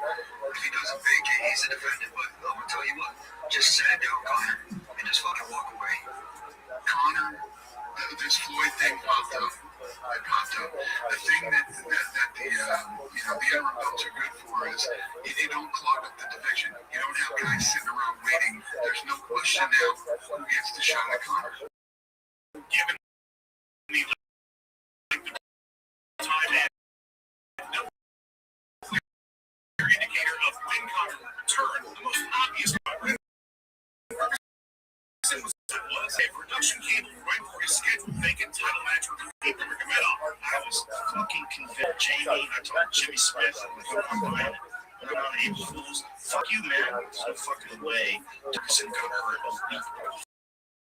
What's the first thing I think this is April Fool's? His LCL's detached from his knee, according to, so it's pulled from the bone. Those big cables that they lay on. Barely took a word. Insane. It's the craziest thing ever. It's insane. Like the time and no clear indicator of when Conor will return, both real champ and temporary one were stripped, thus ending the Conor McGregor-fueled interim title extravaganza that was 2015 through 2018. While all of that was going on, though, stripped former light heavyweight champion John Jones was returning from his hit-and-run suspension and was to get the immediate title challenge against now champion Daniel Cormier. But DC injured his foot 3 weeks out, so John Jones would fight Open St. Peru for another pointless interim title. To be fair, I think John really wanted to fight after that long layoff. That probably factored into it too. Nonetheless, a sluggish Jones would get the victory. You said you didn't want the belt. Do you want it now, and why did you sort of in the heat of the moment, or do you feel like that was it to go? You know, it's going to be honest, nice and shiny here. Yeah, it makes me feel good. You know, I took some pictures with it and everything, but this thing is, it's kind of made up. Kind of fake. Jones would be stripped 200 days later due to a DED test fail in the lead up to the unification bout with Cormier. Reality is, you can't fail a drug test. You can pass 100 tests, you cannot fail one. He disqualified himself by taking a steroid before the fight, so it didn't happen. So now I get the belt back. The middleweight division went from completely unmarred by the need for interim gold all the way up to the year 2017 to an absolute disaster weight class. The first trouble would come when champion Michael Bisping, who had signed up for a big-time money fight with the returning George St. Pierre, opted to rest his injured knee when the bout fell apart temporarily, and he was going to be facing Yoel Romero. I know you lied. I know you lied. That's why right now. The UFC then used that date for an interim title bout between Romero and Robert Whittaker. After a war, Whittaker got on top, but never see that Bisping unification bout lose the gold to St. Pierre and vacated the title due to a bout of colitis, promoting Robert to undisputed champion. In total, Bisping versus GSP and its delays would hold up the division for 125 days. George St. Pierre and I had a deal. He was going to fight Bisping at the hook from 185 pounds, and if he won, he would defend the title. We bailed on it. Didn't do it. So you can't just come out and handpick fights that you want for titles. Things wouldn't get any easier though at 185, as Whittaker would have a whole host of his own issues. First, he would be forced out of his first title defense against Rothschild due to an infection that led to chickenpox just a few months after being promoted, which would give Romero a second to try and itch gold to fill in the headliner for that pay-per-view. But Yoel would miss weight, making himself ineligible to hold the interim title if he were to win the bout, making for the most forgotten interim championship ever since nobody won the thing. He was really threatening the very last second. I mean, it wasn't really necessary. Eventually, at least me, intro the scene history. Yoel has won the title bout that WWE Championship sat on the shelf technically for 701 days, and that's because after his non-title defense against Romero, Whittaker was again forced out of a title bout, this time literal hours before the card, due to an abdominal hernia. He was meant to fight fellow tough coach Kelvin Gastelum. Instead, Kelvin would compete in possibly the greatest interim title bout ever against Israel Adesanya, with Izzy coming out on top and eventually unifying the title less than a year later, leaving Whittaker to lose his belt in what was technically his first ever defense. During that whole mess at middleweight, Welterweight was having a bit of a strange situation with interim gold as well. And I might say some nice stuff. I might draw the lines and so give me the pass today. Champion Tyron Woodley would defend his 170-pound title in a lackluster showing against Damian Maia that saw the champion tear his labrum, forcing him out for what would end up being over a year. Colby Covington, who had recently become infamous for calling Brazilians filthy animals, would earn an interim title after soundly defeating Rafael dos Anjos in the champion's absence. Covington had been verbally building up quite a rivalry with Woodley. Tyrone Woodley's hiding. He's been running from me the whole time. He was offered to fight me, and he was going to fight GSP or Diaz, but all of a sudden he has a rush. He can't fight him, but I'm down to fight him tomorrow. I'll fight him the day after Chicago. He's ready for that little easy fight. Tyrone and his career, and their unification bout was becoming one of the hottest tickets in town. That was until it never happened. They were meant to fight at UFC 228, but Covington needed surgery on the side.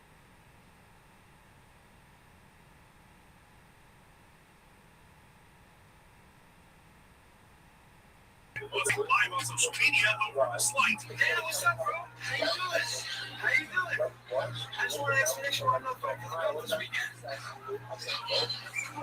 He would eventually get his chance at the gold, just not against Woodley. Did I say earlier that we were done talking about Conor-related interim title shenanigans? Well, I lied.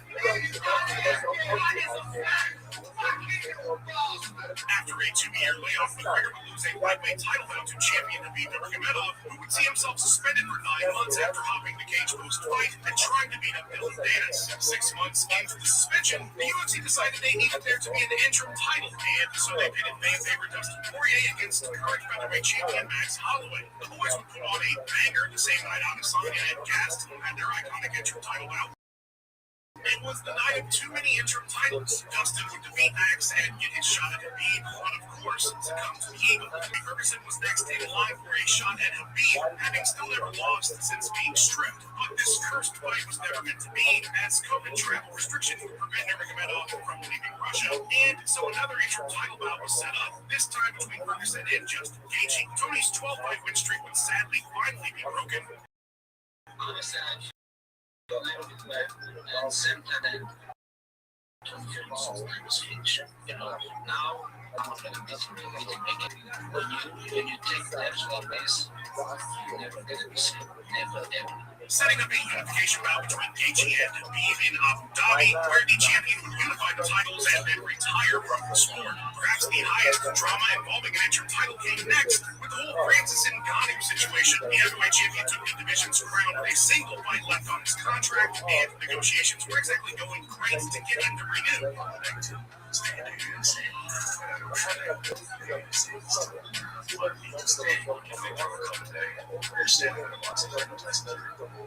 The problem was compounded when the UFC asked Ngannou to fight Derek Lewis during the summer, but because of some issues outside of fighting, Francis was unable to get back to the US to train properly, so he informed the UFC he would be 100% good to go in September for that fight. According to Ngannou, the UFC was on board, but then a few days later announced an interim title fight between Lewis and Cyril Gane. Former teammate Gane would defeat Lewis and set up a high-stakes unification bout, with Ngannou having decided to fight out his contract and bet on himself, assuming he would win. Despite two wheels, Francis got the victory, unified the needlessly separated titles, and a year later left and went on and made a big old bag in boxing.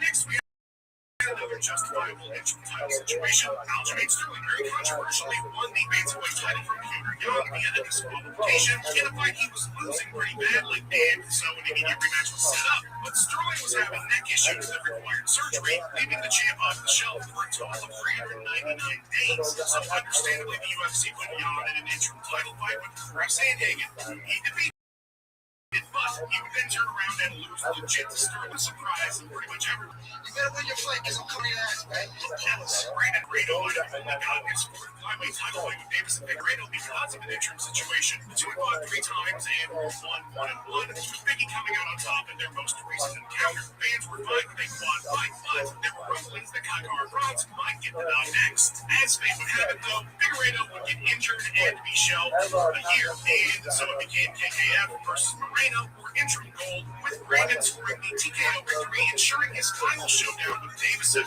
fight he would win with a doctor stoppage to unify the flyweight titles and put their awesome rivalry to rest. Just last year, the UFC had a pretty unique setup for a featherweight interim title fight. One you could again argue had no point. There was no injury or layoff to speak of. Champion Alexander Volkanovski was stepping up to lightweight to take on champion Islam Makhachev in a super fight, and the co-main event would be Yair Rodriguez versus Josh Emmett for the interim featherweight title. So while you could consider that a glorified #1 contenders fight, given that Volk could have won at 155 and potentially stayed there for a long period, the interim belt made a bit more sense. Yair would win the co-main event with Alex coming up just short of that second title, and so the two would meet and unify 145 later that year, with the Volkster coming out on top with a TKO victory, which takes us to the sticky situation we find ourselves in with Tom Aspinall, who, as I mentioned in the intro, will be just the 4th fighter ever to have to defend an interim title. This time it's really just because the UFC and John Jones do not want to make the fight.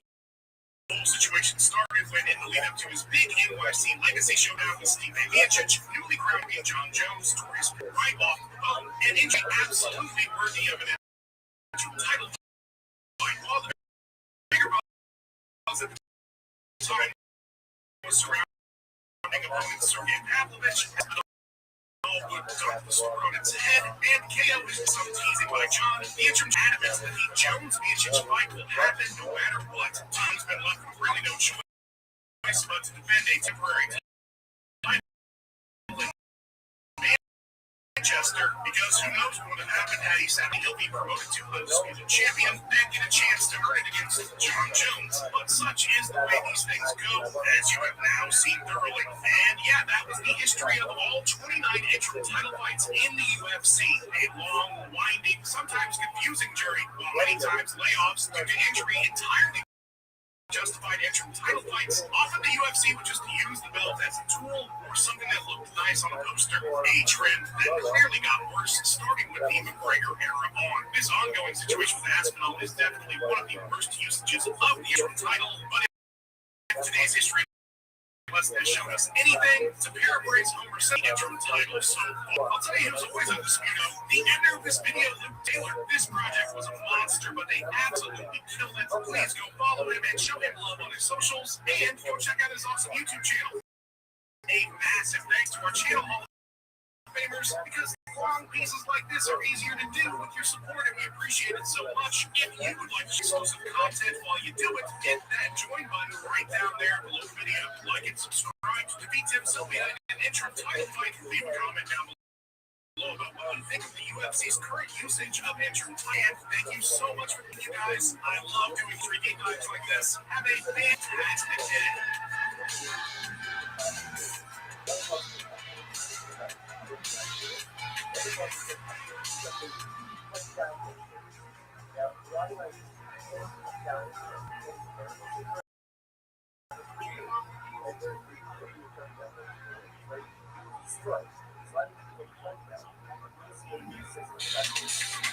Your tax expertise without fees. Switch to a TurboTax expert. $50.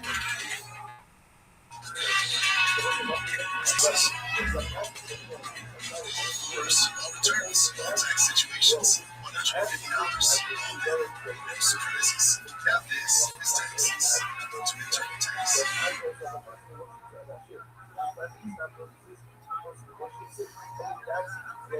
Finally, a meal service that works for dads, gamers, healthy eaters, or anyone in general that just doesn't have time to cook. With over 300 gourmet meals handcrafted by chefs, you don't even know where to start. The best part, it'll be ready within 22 minutes. As for me, I'll make these California style chicken enchiladas. Let's heat it up so I can show you how fast and easy this is. Sauce go in the microwave, put it in 55 minutes, and you're ready to go. This actually tastes. Unity is a subscription-based meal service that delivers your food within minutes. Unlike me counting macros, Unity is for you. Don't forget to take advantage of the 50% off. Order your meals from cookunity.com.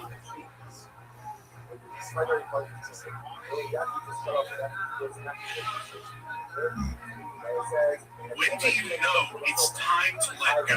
It's a question in life that can be incredibly difficult to answer, but in mixed martial arts, it might be the hardest question of all. We have seen so many of the best to ever do it linger in this sport well past the height of their glory. We've seen countless legends hold on to this sport with a death grip and do everything in their power to keep stepping into that cage. No matter how many fights they've lost, how much further down the ladder they've descended from their peak, how painful it is for their biggest fans to see them in the state they end up. But what if those fighters had a crystal ball that would show them how it all would go to the very end? What if they could avoid those sad fates we often see and get the perfect send-off each and every time? A massive thank you to our channel Hall of Famers for their incredible support in these long have retired. Before we start this journey to new things, I realize that not fighting isn't always an option. There are bills to pay and there are mouths to feed, and this is how these people make their money. Even if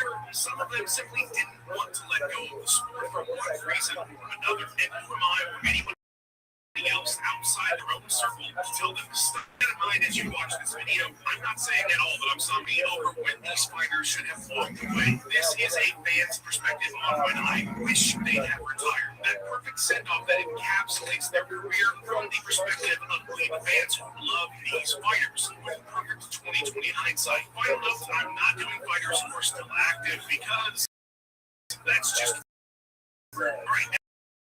Now that you know where I'm coming from and what to do, we're going to go through these by order of date. So that means we're going to be starting with one of the sadder entries on this list. One of the careers that carried most promise, but that self-destructed under the weight of everything going on in his life. We're starting with the bitter ending of Mark Kerr's career. At the end of this whole year, I was left with absolutely nothing. Now, as far as like, Mark Kerr's last dance would take place nearly a decade after he was fighting in a sold-out Tokyo Dome, 50,000 plus in attendance ring round.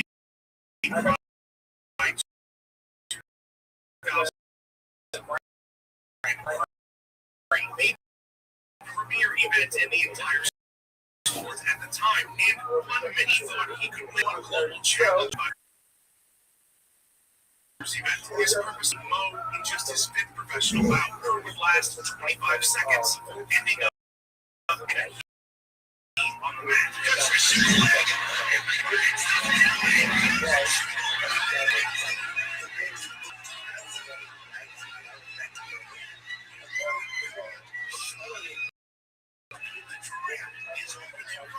It was his fifth loss in his last 12 fights. The dream was dead, but it had honestly died a long time ago. It's well documented that Kerr struggled with substance abuse as well as his mental health. it meant to people that would go pharmaceutical shopping in Mexico. Anything you want.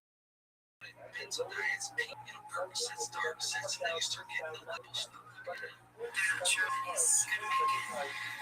He was doing for more than 30 seconds. I think he pretty much went crazy, just did everything he could his hands on.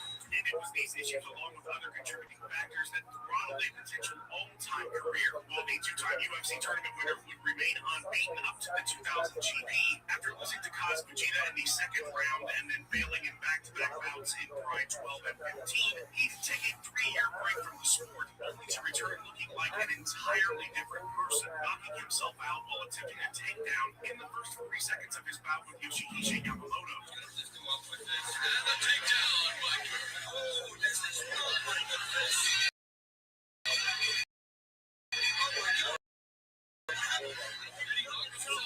Let's take us up to that moment against Mo in front of a few thousand people. While Kerr's continued career in 2013, well, through the end of it, I don't know if him being away from the sport would have added to his issues or helped him, but when he took his break in 2001, that should have been the last time Mark Kerr ever fought. We never should have seen him in the state he was in by the time of that return and everything that followed after. My hope being that in that scenario, his road to recovery would have been easier as a result. It's been entertaining and had a great time doing it. Sure, definitely.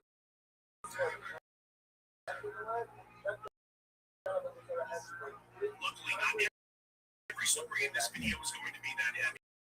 Sometimes it's 5 EJ pin in just 21 seconds. We're in the backstage. We're getting our drug testing now.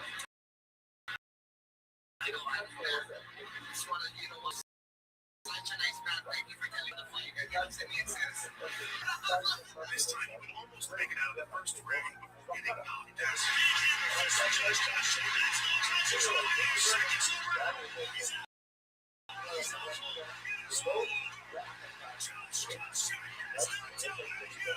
We've recently seen the rapid decline of another legend in Chuck Liddell, with the UFC luckily stepping in.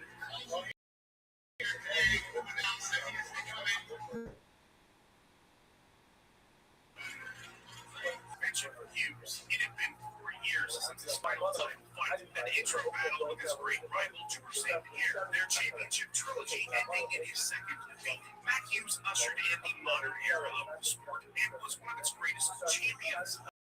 That legacy was already etched in stone, and there was not going to be anything added to it, despite being unseen retirement.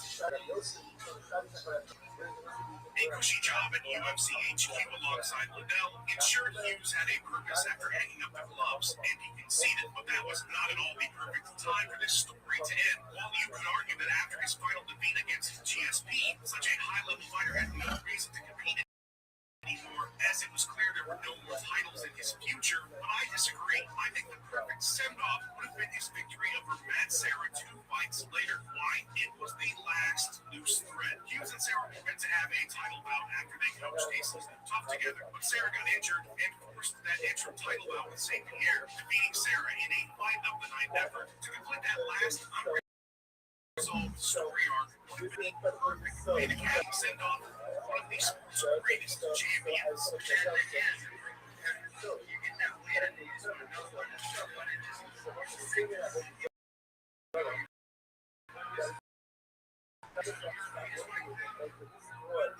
On the other side of fighting, and often it's difficult for fighters to even conceive what life is supposed to be after their career has ended. After all, these guys aren't retiring in their 60s. Most of them are still in the prime of their life. Such was the case for Jens Fuller, who wrestled with the idea of retirement for 6 years after his final bout in the UFC. We know this because of the incredible documentary about that time period called Driven. The promotion's first ever lightweight champion, who was stripped after 2 successful defenses over a contract dispute, would fight 17 more times with a record of 6-11 after his second UFC tenure, before finally hanging up the gloves following a decision loss to Sami Aziz in November of 2013 at a Swedish regional event. Not the send-off this legend deserved. It's about the money. It's all you know. You trade for it. And you love it.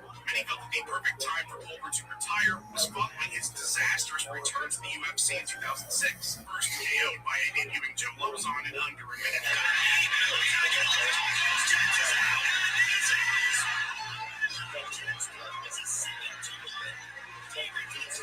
Stopped by former rival BJ Penn after they coached a season of The Ultimate Fighter together. How do I figure this shit out? How do I learn businessman? How do I learn? And every day I does it. I have to retire because I can't mentally put it together. But I disagree entirely. Pulver's run in the WBC after that created a perfect opportunity. On entering the promotion, Jens would be put up against a young and tough up-and-comer, the 11-1 Cub Swanson. It was your classic old being vet in the young scenario. But the plot twist was Pulver would win with an anaconda choke in 35 seconds. Maybe the old man still had it. Was that the perfect time? No, because that would lead to a featherweight title fight with another legend, Uriah Faber. It was one last shot at glory for Jens, and while the scorecards wouldn't reflect it, as Faber would retain with 50s across the board, the bout would end up being fight of the night. Was seen by 1.5 million viewers on TV. Perfect final showcase for such a legendary fighter who had a not so graceful exit from the UFC a year earlier. The baddest man on the planet, champion, compound, probably the top 1 or 2 best fighter in the world. It might feel special. No, it's just me. I fought for a different reason.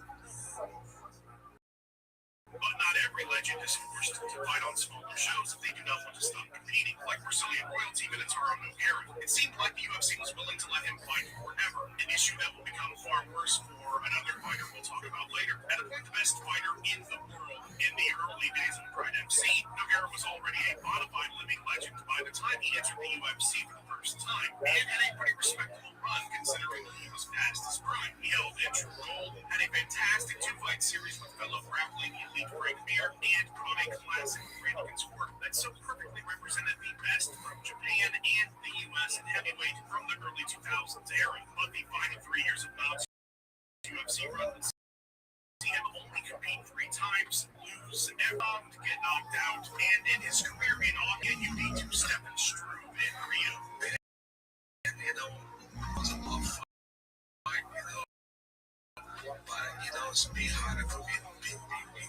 They training, they work so hard, like 3 months, you know, during the games, like respect. But Big Dog deserved a much better send-off, and I have the perfect moment. It's 3 years earlier. Nogueira is coming back off the Cali a year. He was back in front of a Rio crowd, and he would earn the submission of the night, an armbar over Dave Herman. He's going to go belly down.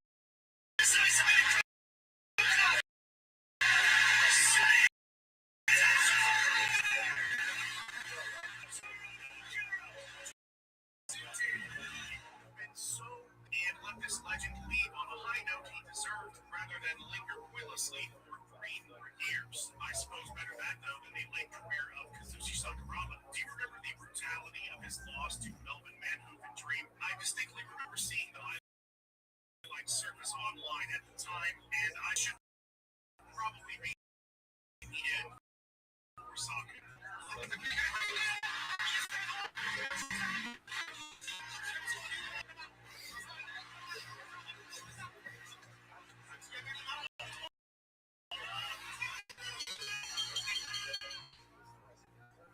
If you had told me that he had 8 more left in him, that stretch and 5 up through 2011. Later to fight Shinya Aoki and Rise New Year's Eve card in Twitter on the ground, his team would be forced to throw in the towel. You're seeing that tonight.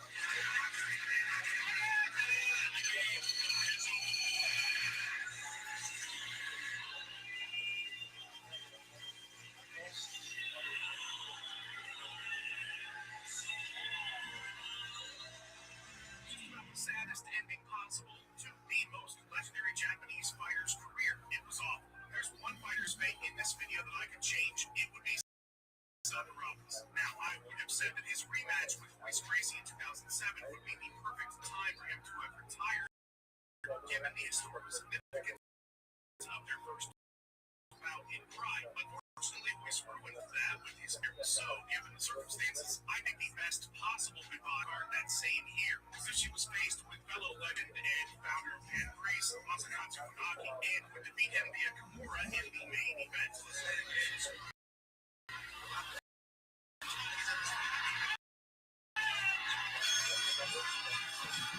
This wasn't some knockdown, drag-out fight, but it was a real fighters that meant so much to the sport and Japan. That was the type of send-off that Sakuraba deserved, not bloodied and beaten down 7 years later, much like the pairing of Saku and Funaki. And I told you, final fight of both Kinshiro and Royce Gracie's careers were against each other. You might say, wow, that is just the most fitting ending possible. But in this case, you would be entirely two pioneers who so finally helped shape the early sport in Japan and the U.S.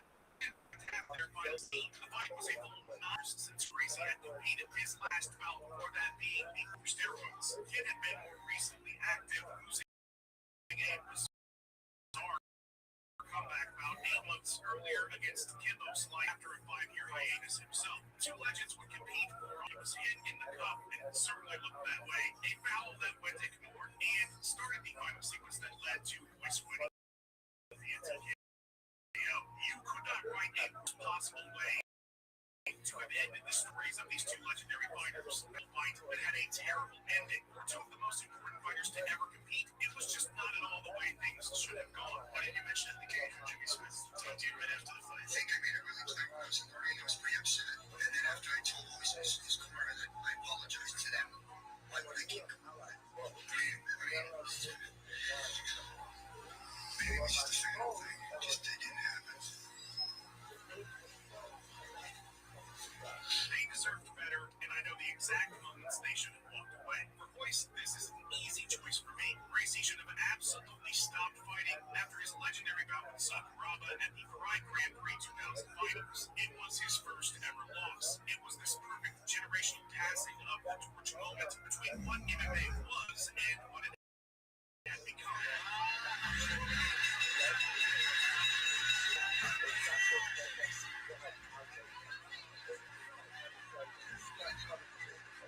It was the ideal capstone to all the contributions that Gracie had made, and just a beautiful moment with his entire family there by his side. I cannot think of a better send-off, not to mention, if he stops there, we never have to see that. Bill Steroid in 2020, that legendary moment is it. The best moments finish up Ken's career is pretty clearly defined too, as everything after his second UFC run was more or less out of necessity to earn money. And before, I totally understand. I'm not saying he shouldn't have done that. In a perfect world, the last fight of Kenjiro's career would have been a trilogy of bouts with human teams. And you get out to when I said I'm going to ring, you're going to have to blow because I'm coming after you be the pioneer that he was in the 90s, and then be such a huge part of the early Super UFC success later really is a testament to how important Shamrock was to the sport. And so fucked up in our time for him to say goodbye and be proper piece of the sport. I have to say, congratulations to him. I love this sport. I think this sport's the greatest sport in the world, and all the fighters in here have big hearts to step in there and fight. I just want to say God bless everybody. Thank you for the wonderful year. I love you all. It's crazy to think that these two legends here in the sport in the early 90s retired relatively close to the same time as Michael Bisping, who wouldn't even start competing until 2004.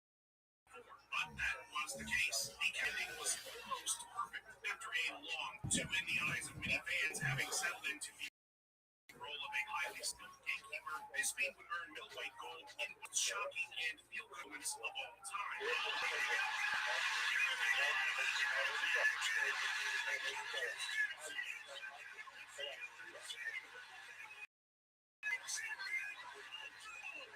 This has been a lifetime for me, and I understand why people, can't believe in me because I'm blocking fights, and I accept that.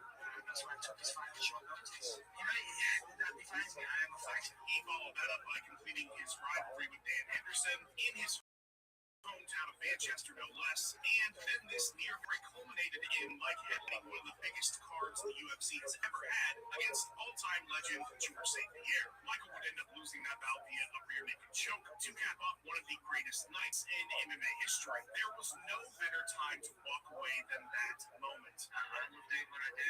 I'm from a small town in northwest of England, and it's not the headlining passage where I'll be damned if the last time I do it.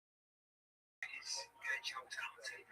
He won the title. He'd done everything he ever needed to do to cement his legacy as a Hall of Famer. It would have been the perfect time to lay the gloves down in the cage and would have somehow made one of the best endings of the best cards ever even better. 3 weeks later, Bisping would fill in for Anderson Silva against Kelvin Gastelum in Shanghai and be brutally KO'd in the first round.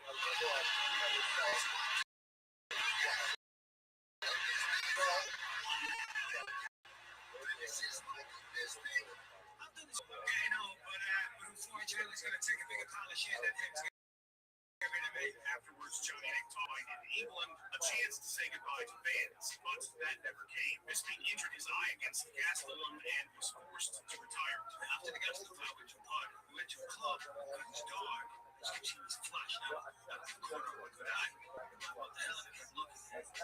She flashed out, looking, and I realized there's no flash going on. It's just my eye. And every time I left, it just flashed. So I started freaking out, thinking, "Oh my god, I don't believe this." I've got a detached retina. We're good at it. And I actually was negotiating with the UFC to fight Sean Evans in London. But a lot of guys have then lost most of the use of one of their eyes opened up. Probably the smart thing to do would have been one of those guys. This is me. It was my identity, and until I won that belt, I wasn't happy. Now, when I won it, my wife said she wanted me. So when I fought Luke in the brutal epilogue, what was a story being forced on them following a Nelson in 2019 suffered a stroke. Ясно, значит, раз пока целый филм, то если мы проблема с Разумеется, когда се вложи на рекация за гарантирал бъден, че по-род ми за себе, не се да сега съм замотирал глава, 10 пъти разтрам, 10 пъти друго, ако това съм по-лес. Имал съм možda ljudi. Mirko was on a 10-fight win streak going back 5 years. There was a time that Mirko was the most feared striker in the whole world. And his Pride FC run was just filled with victim after victim. 16 finishing with championship bout with Fedor Emelianenko, winning the 2006 Openweight GP. But famously, Mirko would struggle in the UFC afterwards, never earning a singles victory and seeing him finished 5 times.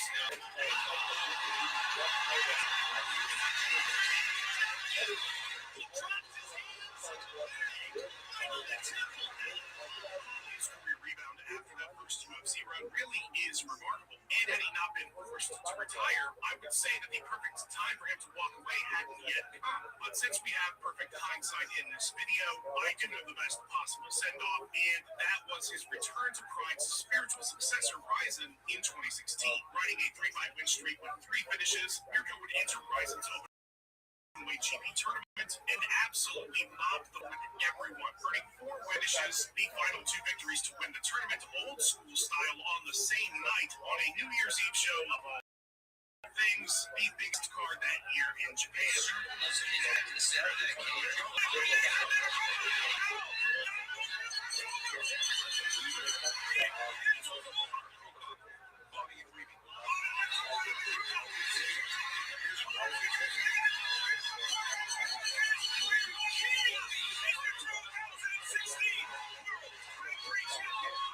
What better send-off for a Pride legend than that? It would have been absolutely perfect, and I so wish that was his ending. Prokop and Bisbee were forced to retire because of injuries, and it was incredibly sad they didn't get to go out on their own terms. But our next legend's forced retirement came as a sigh of relief for most fans. And if there is any fighter on this list who needed a better ending than the one he got, it was BJ Penn. There was a time that the Prodigy was simultaneously one of the most popular, well-respected, and greatest fighters on the planet. The former 2 Division UFC champion was an any fight losing streak that spanned 8 years. Penn was knocked out in a street fight outside a bar and finally forced to retire.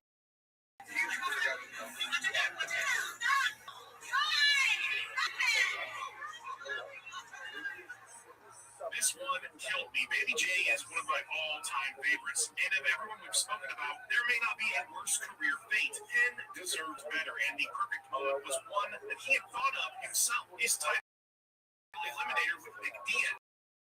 Yeah, I don't fight my friends and that's just like, I would never sign fight for I'm here on the 20 from me. And I was pretty surprised that I wasn't fighting Carlos Condit and then I was fighting Nick Diaz. We trained together, we sparred together, we grappled together, so a fight's a fight, and that's 2 years ago, and I don't know what he's going to come at me with. I mean, to me, it doesn't matter. I don't really care. I'll fight any of them anytime.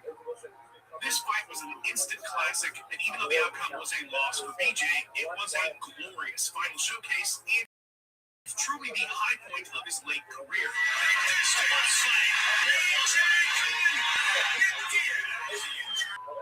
they're still talking, at least By unanimous decision, Nick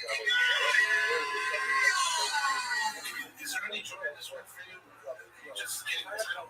Even the fact that, I didn't fight somebody I know, I didn't fight somebody who we might have been friends at some point in time before, we could have been training together. They already had brought me up for training. It was also the start of his abysmal losing streak, one that would see baffling performances and brutal beatdowns. The first thing he told Joe Rogan after fighting Nick, I truly wish it was, because it would. Does it ever feel like you're a marketing professional? Think to the edge, you can know you're reaching. We have 130 million of them. Buyers by John Title, industry seniority skills, and did I say John Title? See how you can avoid the void and reach the right buyers with LinkedIn ads. Spend $250 on your first campaign and get a free $250 credit for the next one. Get started at linkedin.com/campaign. Terms and conditions apply.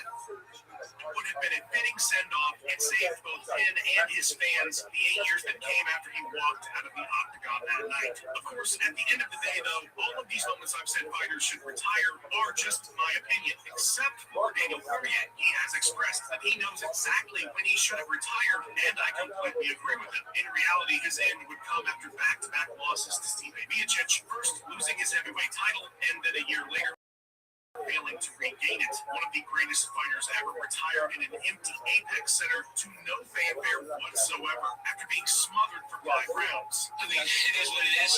Being on the losing end of 2 big fights and it's a very sad position to be in, but I'm not interested in fighting for anything but titles, and I don't imagine there's going to be in the future, so that'll be it.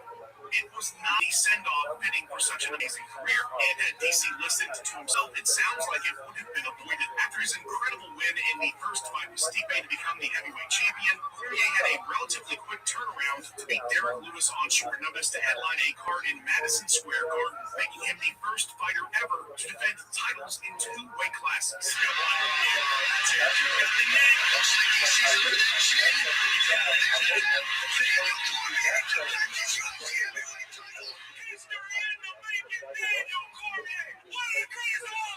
A month later, Cormier was scheduled for back surgery, a procedure that completely altered his ability to fight and train, and one he now says should have ended his career. Well, I had that back surgery in 2018 after Derek Lewis was over. I fought twice since, and I possibly should not have. When I had that back surgery, it so severely limited what I could do. It was pretty much over. I just wasn't the same guy. Making that win over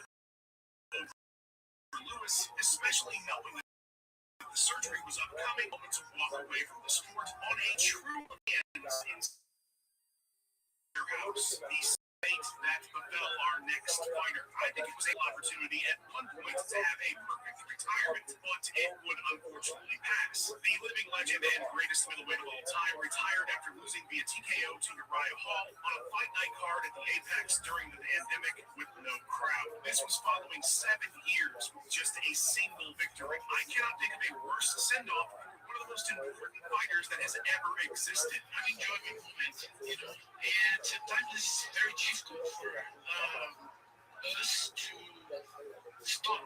This is my air. This is I do for my entire life and with my heart. But when was the right time? Well, I don't think it was after the leg break. Important aspect of his story. I wouldn't tell him to stop after the disgrace of failing a PED test following the Nick Diaz fight either. I'm glad he kept going on because his passing of the torch to Israel Adesanya was one of those once-ever type moments in the sport that so perfectly bridged the gap from the greatness that was Anderson and what was to come with Adesanya.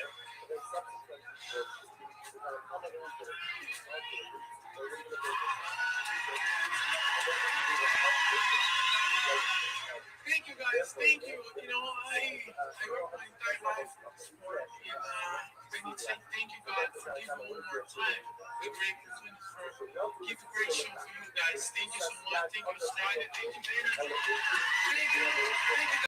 Thanks so much. For most, the outcome of this fight was never in question, but that's not why that fight was important. And even still, it was the last time Anderson Silva ever felt like Angela. And to have him say goodbye after that incredible moment in front of an adoring crowd would have been the best possible send-off for the Spider. There are probably legends I didn't speak on today that you think deserved better. Lingered for far too long, but the reason you didn't see them is because I disagree. Prince or Emelianenko, I don't think I would argue that his career probably should have ended after Strikeforce of Bellator, and I'm glad he competed for one more world title twice against Ryan Bader. Not to mention the send-off they gave him last year was great. With this big gathering of all these legends, that was a great retirement, and I wouldn't change a thing, despite the rough match he had between Strikeforce and Bellator. My favorite retirement ever is probably one many would assume would end up in this video, and that is Randy Couture. To me, it was the perfect retirement. If you don't recall, this was when he was brutally head kick KO'd by Lyoto Machida. So how can I think that catastrophic ending was perfect for one of my all-time favorite fighters? Well, first, if we don't get to that point, out on 2 fantastic late career moments, his Hall of Famer versus Hall of Fame fight with Mark Coleman, and of course the MMA versus boxing beatdown of James Toney, which I think would have been the worst possible fight to retire after. It was just far too silly. What makes his loss to Machida so great to me is that it perfectly encapsulated Couture. Are we gonna see you again? No, you're not gonna see me again. This is it. Couture, ladies and gentlemen. This man's entire career was throwing himself headlong into what seemed unwinnable situations. From his rivalry with China retirement to beat Tim Sylvia to take on the monster that was Brock Lesnar, the outcome was not always positive, but Couture striving for that greatness and willingness. Machida had just lost when he expected Randy to win that fight. This was Couture again pushing himself to the limit to compete against the best possible fighters, and the outcome made it clear that he was not on that level anymore. How could Randy have gone out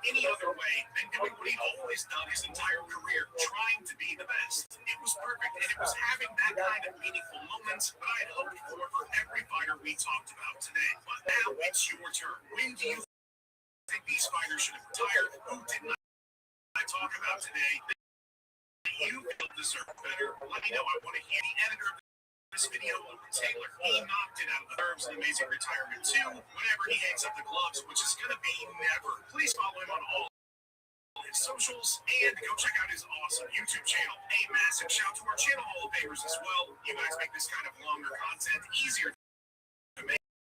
We cannot thank you enough. If you'd like to remember, hit that join button in our videos. Like and subscribe to Ed James Tony. Leave those comments down below I just talked about. And have yourselves a fantastic day, guys. Thank you so much for watching.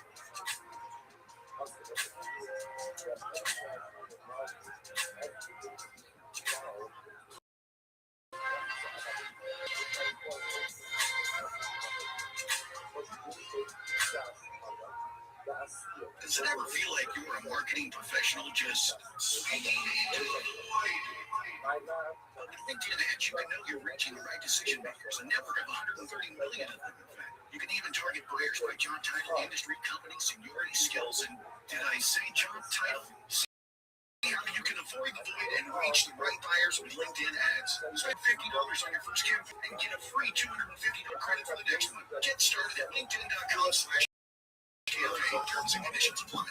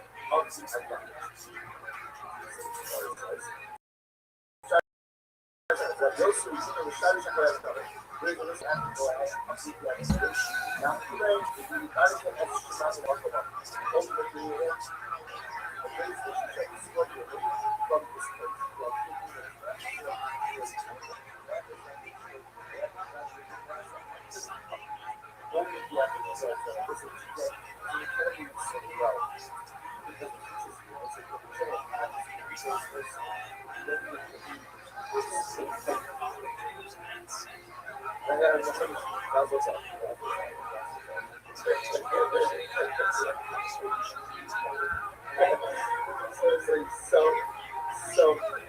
is an incredible use so somebody check it out. So I sort of forgot so in this so incredible which is also the same way I've been sort of that it's not just to stop worshiping it or to destroy or to go to destroy the idol, but rather again trying to shout and shout out. Not just like to stop it in the camp and to like to shout but significantly is something something not just like to stop it but a person is start to shout and shout out go ahead and ultimately you can find yourself like a bird.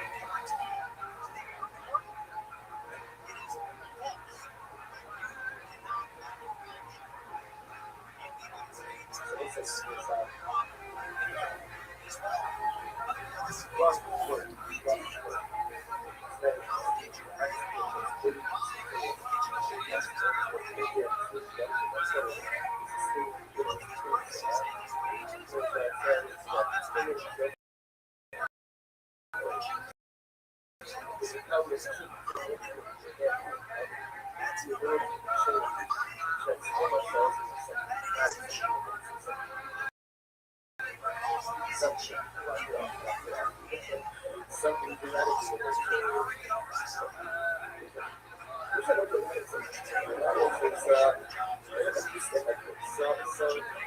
so for offers us incredible and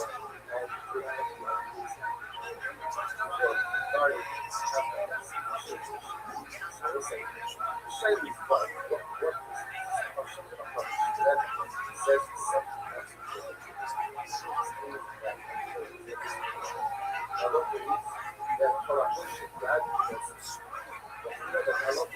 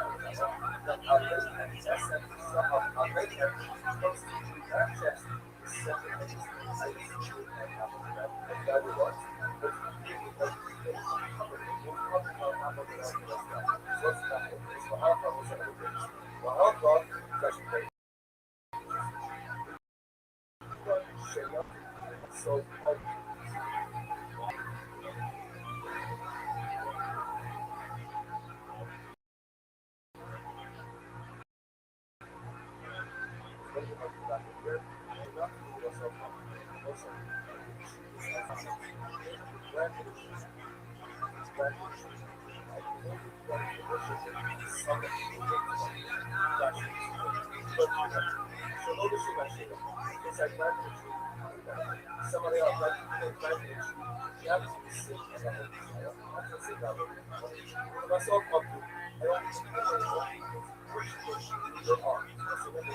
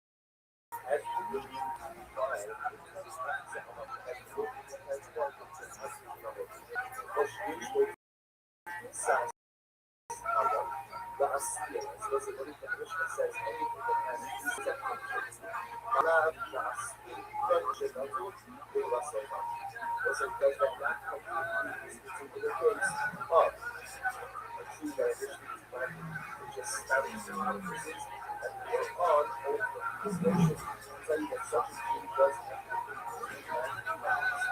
perhaps that we'll see that in this summit, we will strengthen ourselves after also, and ultimately again, in that we see that we don't miss, but if the tree was planted initially, again, was a step of this, and then nurtured later on, and it has been and we'll see that people in that told so in this case, several times. The told sugar and Elohim on Bahari, or on Holiday Elohim, was everything that was supposed to be like. It was so old is going to the first grade. Second grade, Russia. First grade, God comes about his life, wiped out all the devil, like that, like Elohim on Bahari. But he was not out of the Russia, they don't want to tell you the mountains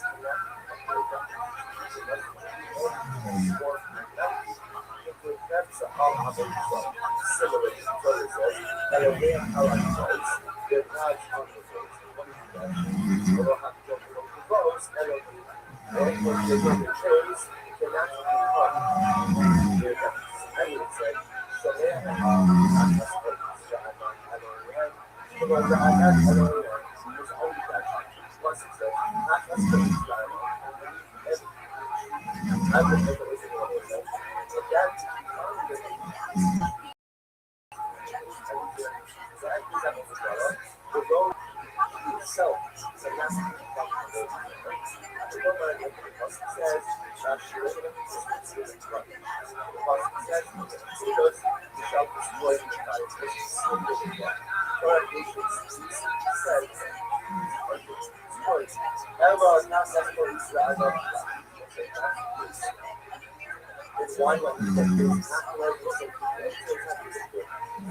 so I understand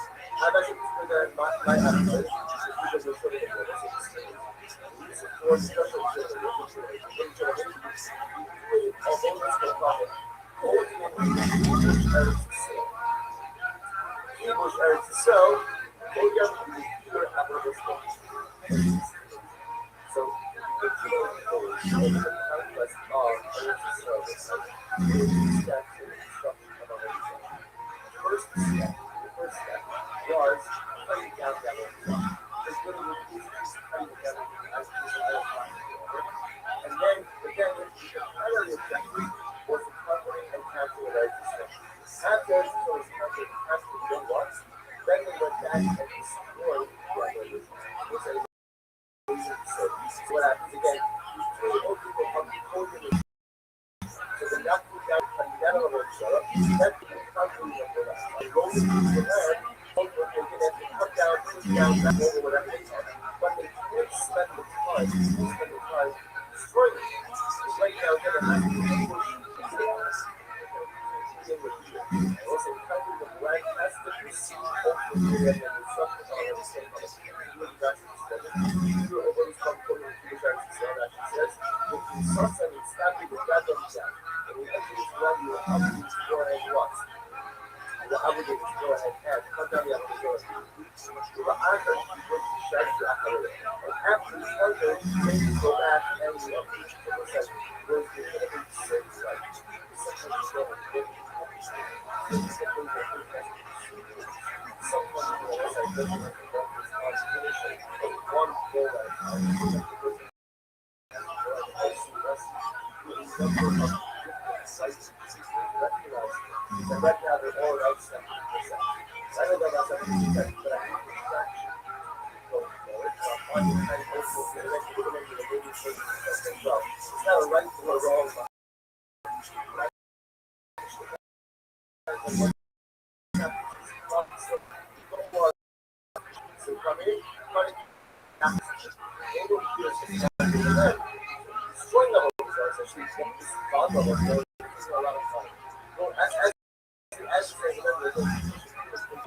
So first of all, you know what? That's kind of what has to go through it, conquer it, then go back in.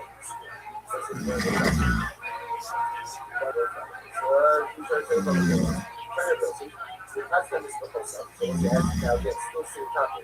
As the notion says, you shall go and look at the spread of the location.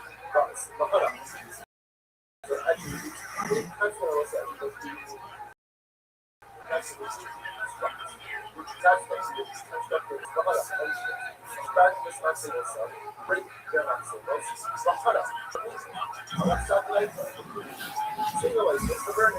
rather against the right? Or say so we don't use and then go.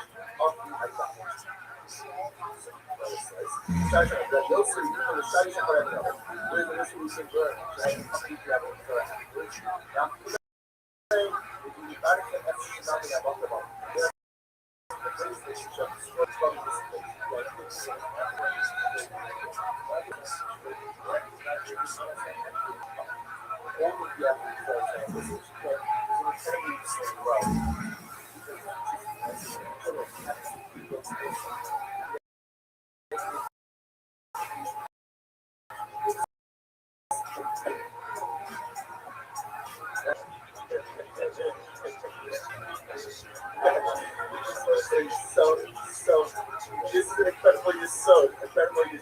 Somebody checks it out. So I sort of think out so that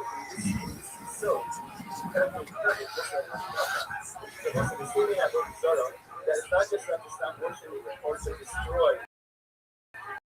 Because what's going to destroy the idol, but rather a what's the role of not just that it's not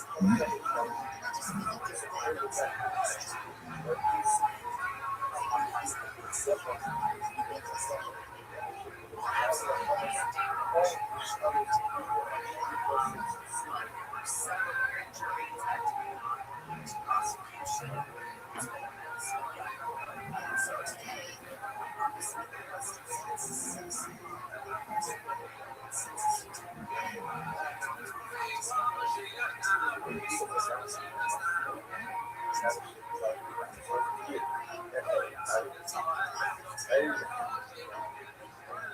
no, that could be like one level. So another thing about open that's the art. So it's expensive to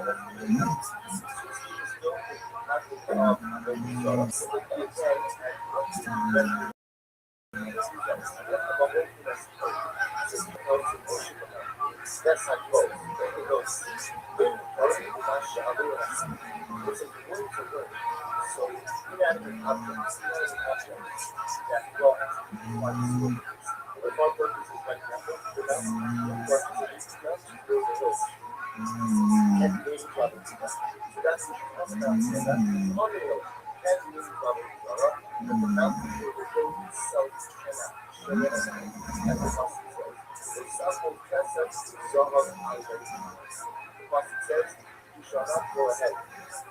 Literally, you shall not go ahead. You shall not go ahead and worship the presence of the ground. There is only that which is come, that which is come, without war, that which is so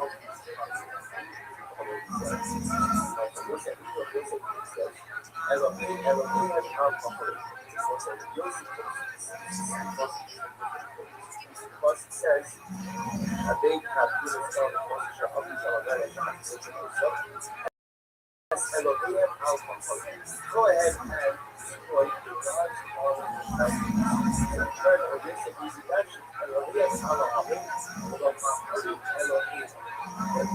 Just not in the mountains and serves the master. Elohim Allah souls. They're allowed to worship the God of the release. Allah has souls, Elohim. But the ghosts themselves cannot become God. So this is a first glance. You kiss the system you receive. As the Sarah. Like you can see the rest of the and the mountain. That's the talk about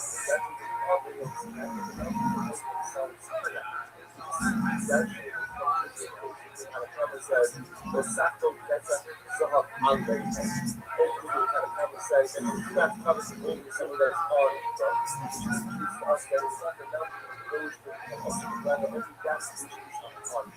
And if you says, and the real amount of actually, but basically the bottom line is safe. So it's exactly just talk about well, just I asked you about that. So the thing on the shit I see that. I don't know about shit. What about that shit? That's all. These pages existential. Like, what about the Ashera? By definition, he is part of the earth yet again. He is so we'll say just before we'll sacrifice and then more Elohim on the heart of the why would I say it? Go with the Shirish, what he says, God, so the book says, says God on the that's Spanish.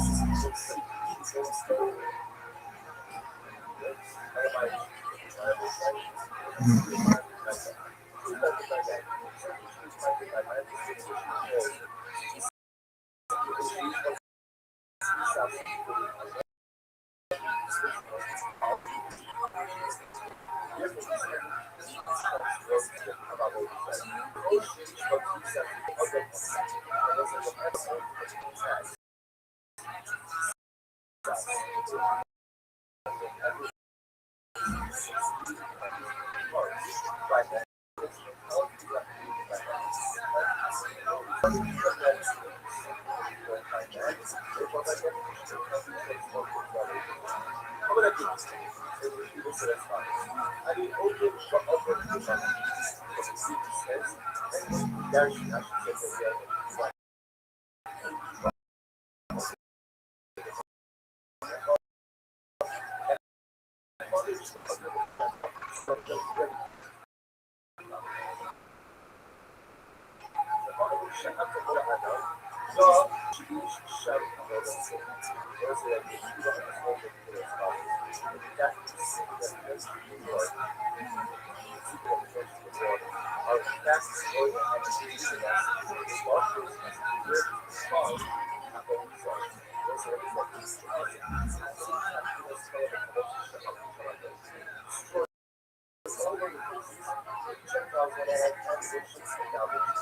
so I think where should I start? This is that as Elohim our Rabbi. Their gods on the Torah, but Allah is on the base. You can't watch for this every basically starting on so that you keep it comfortable. So then you see this every time. Listen. Chemical acquisitions is travel on the box. Then what? Something like that.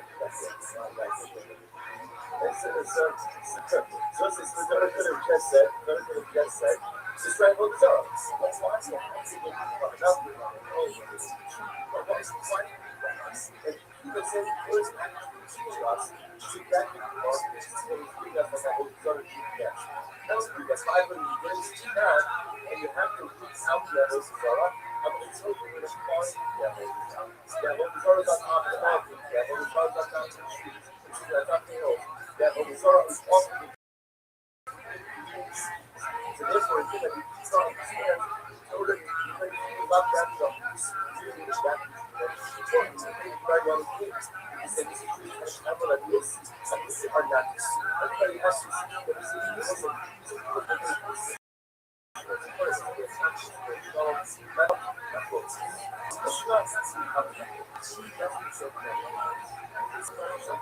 spiritual adjustment. All that gets you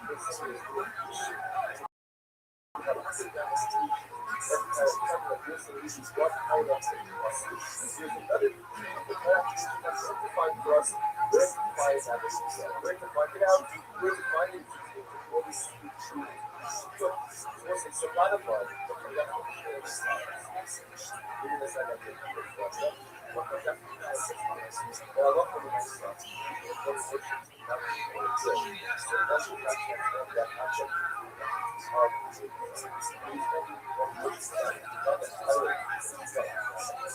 so it's only one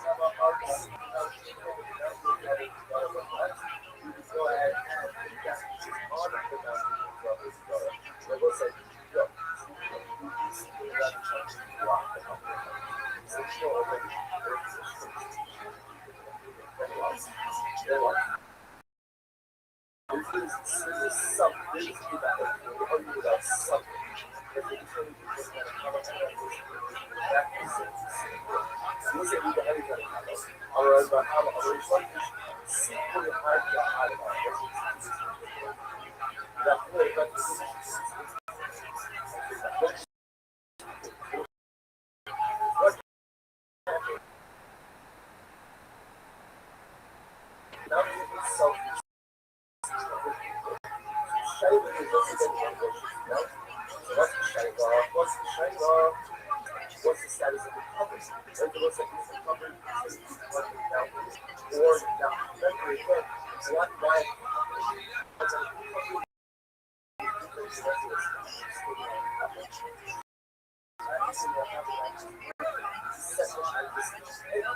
however, again, the pain is counted out, and therefore can't be traced off the property, alright? Whereas the second one is still useless, and you can't be traced off the property, alright? It's not a couple seven, it's not a couple eight, C4 the hard, able to hide. It's not a couple eight, that the covering of the boundary is not like the boundary, and therefore, treat the C. And therefore, if you worship it, the tradition becomes how they desire. Right? You'll say to the summer, C4 the hard, hurry, you'll say it's going to go, companies don't have to what? That was right in the boundary itself, and that's what you worship it. Cover it, so that's what you do. This is I don't know how to see what I do know how to say. There's something that gets out of it. I'm sorry, those are I'm sorry. Plus it says, there's something that gets out of eight.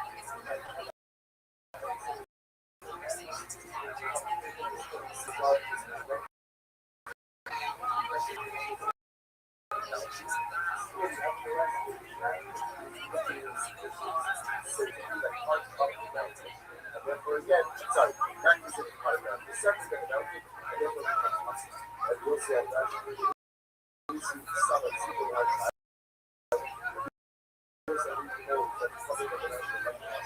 But to the other hand, still have to cover this problem. I don't know this book.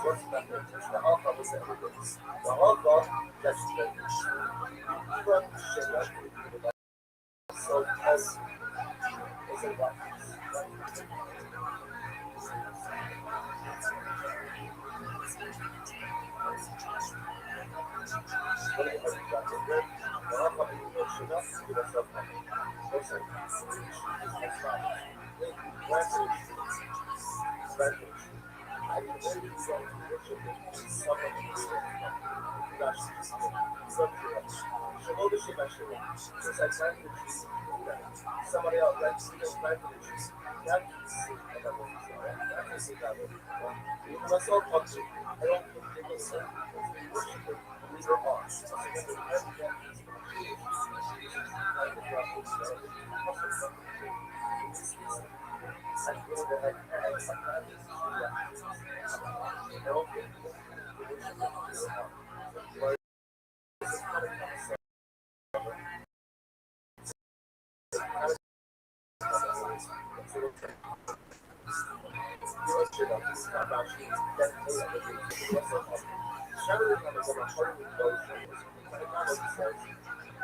And now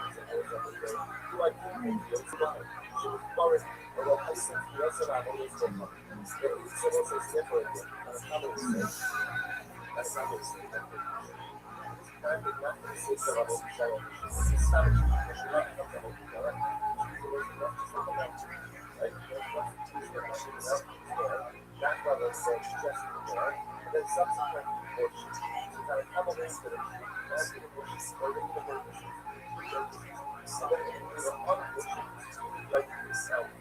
Therefore, then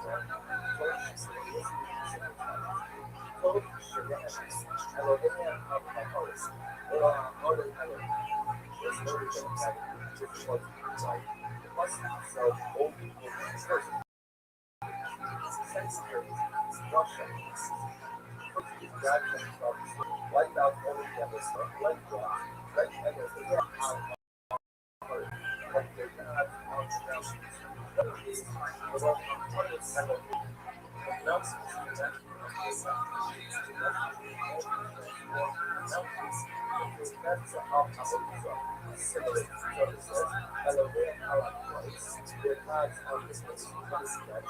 But I have to roads elevate. Also, you get the hills, the natural property. Their guys. I would say, Shalea has police that LOAM. The road that I got LOAM is exactly. Plus, he said, I has police that I would never say, but that is that is the goal that I got so, but that is something that the one I also says that she plus it says Jesus correct he said ever have us for Israel and why when you get this so I would say Thessalonian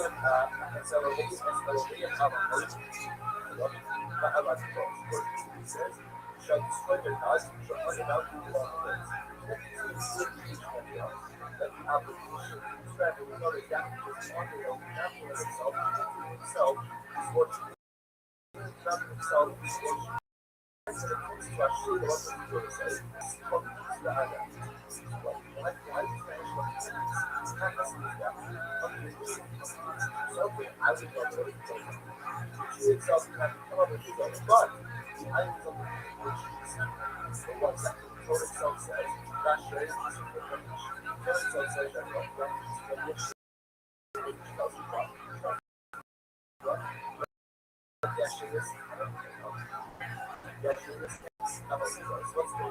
so that's the explanation why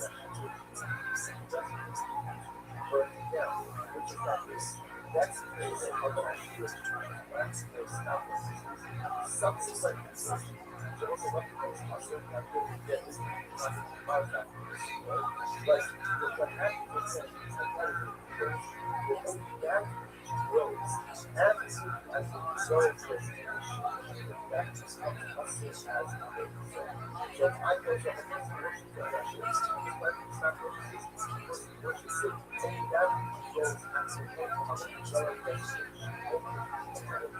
what once he says, I shouldn't do that. And in that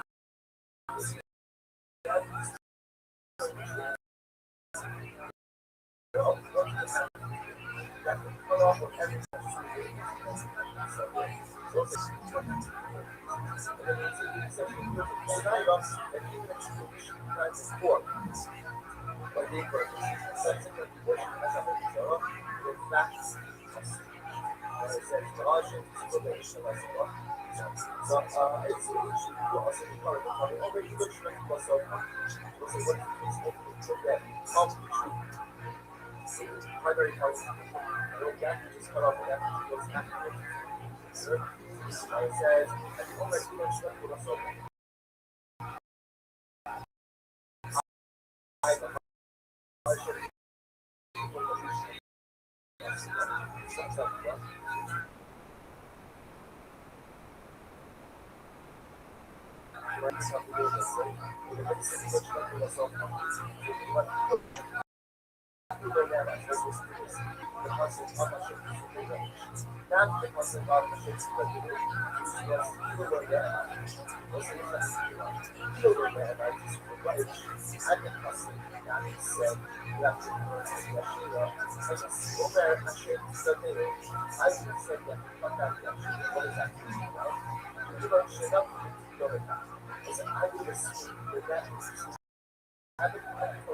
says, and all the things said is, I would speak the message which is actually the times was actually was an avenue to actually working together if I was identified actually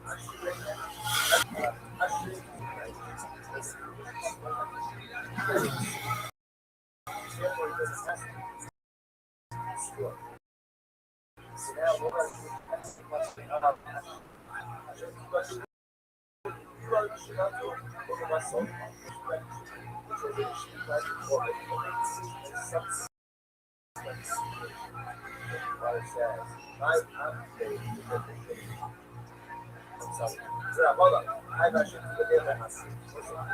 now, according to your search, and then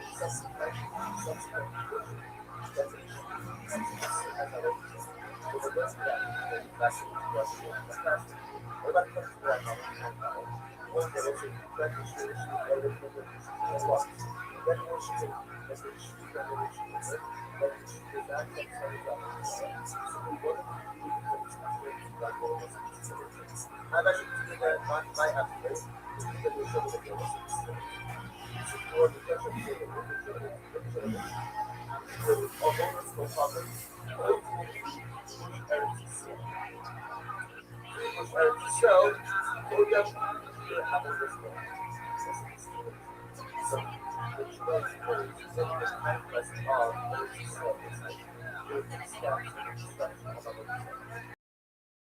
so, large, cutting down that. And then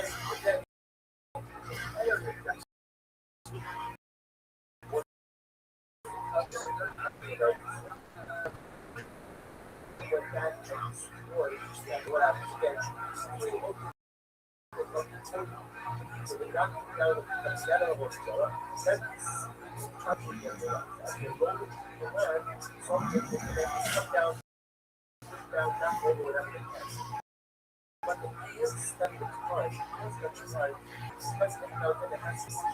So however you push it, so it's a kind of land that hopefully we have subsidized discussions for this. Really, what's come from this project is that she says, Sussex got to be that. Rabbi Rothschild is going on us. The other is going ahead, but then the other is going the actor, that's the actor. And after the purpose, they go back and said, there's so much.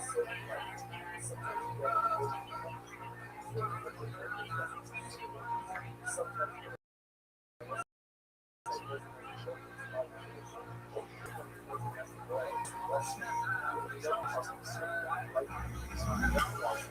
Right now, there's all of that stuff. Right now, that's like stuff that I can stop. It's not a right to go wrong.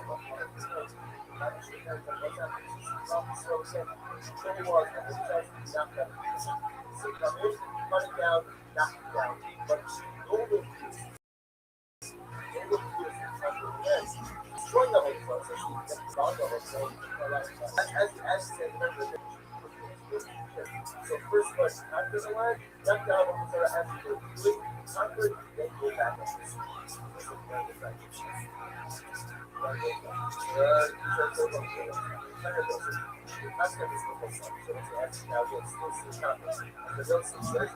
Shall go and make it whether it's but hold up. So actually, the answer was that that's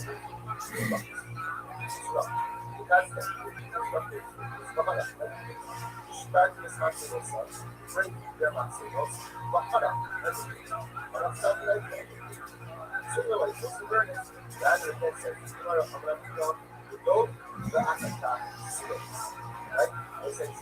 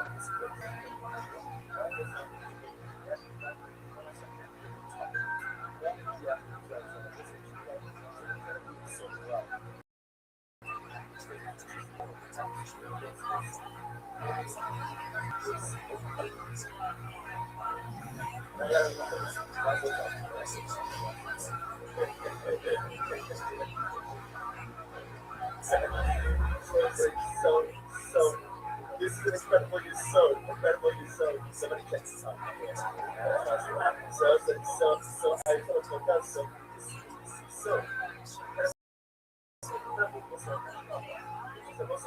that it's not just enough to stop worshiping, but to destroy churches there. Or to destroy the idol. The designer again. Shout out.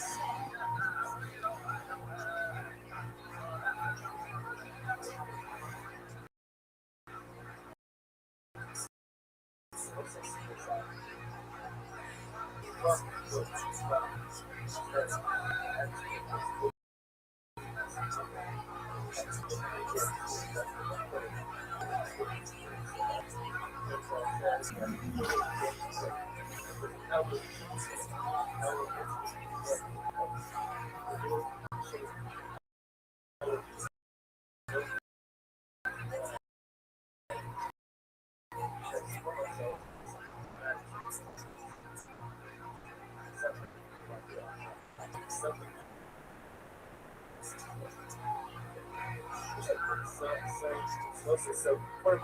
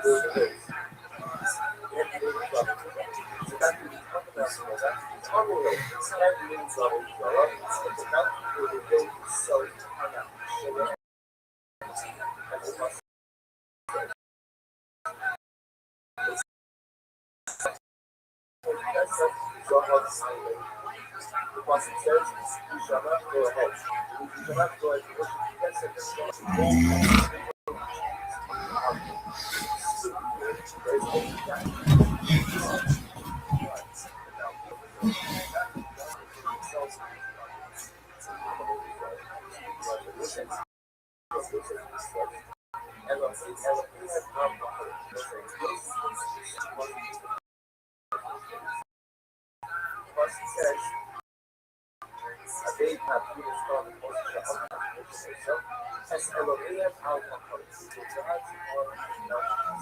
So, spread against the Yudash, Elohim al Makot.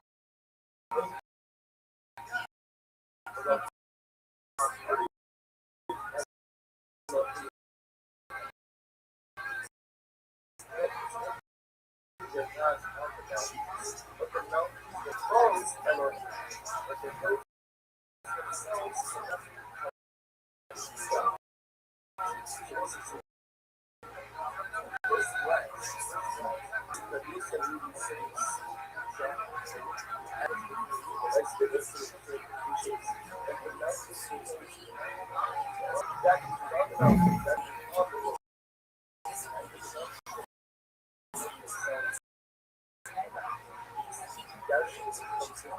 someone says, the Sakum Zahab Allah. It's not coming to me, someone that is called dead. Which means to us that is trying to help the way to us to try to open that which is unsought was. And as Yosef says, Elohim al-Holim, and again, that's just what ultimately the time was to say that it's only that we can talk about.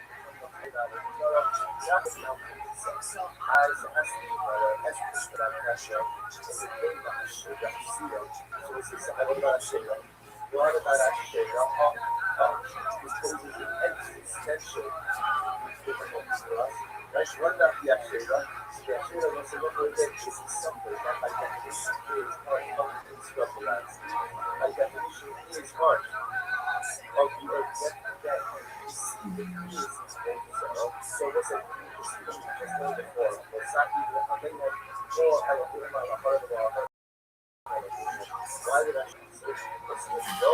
We should use what he says Yahweh. Because it looks like he trained as says Yahweh on the doing the same thing.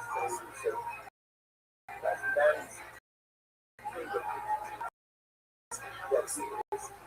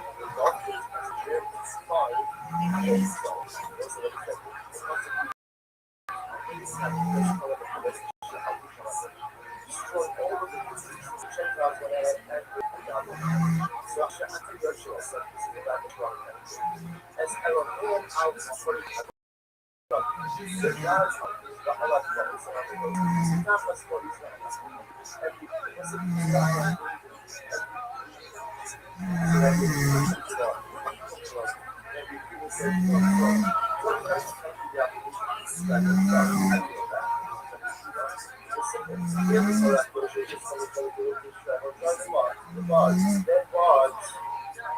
what?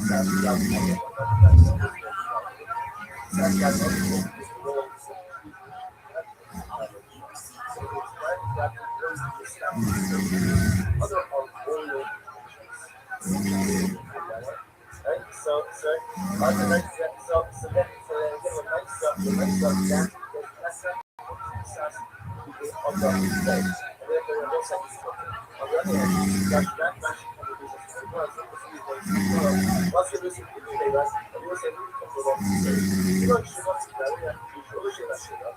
So that's so hard. Also, you know, don't even have and then you know, go ahead and watch. That is not right. That is not right for them. They don't want that. So you just want to excessively. Also, this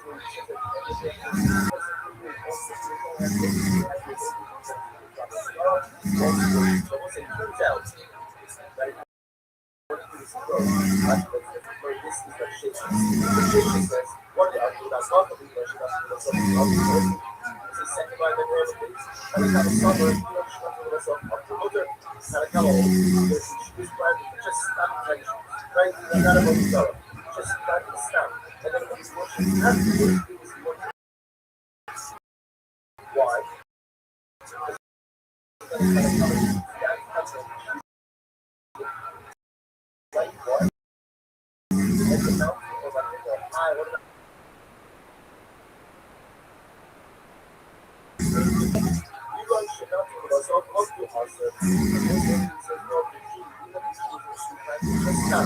Without any specific intention and any activities. Nevertheless, it's still awesome. As I said again, that was a good time. It's still something like a ball basically. It's not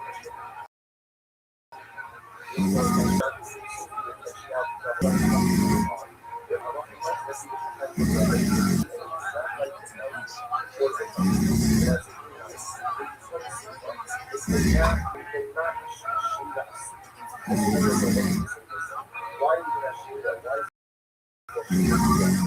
Because you was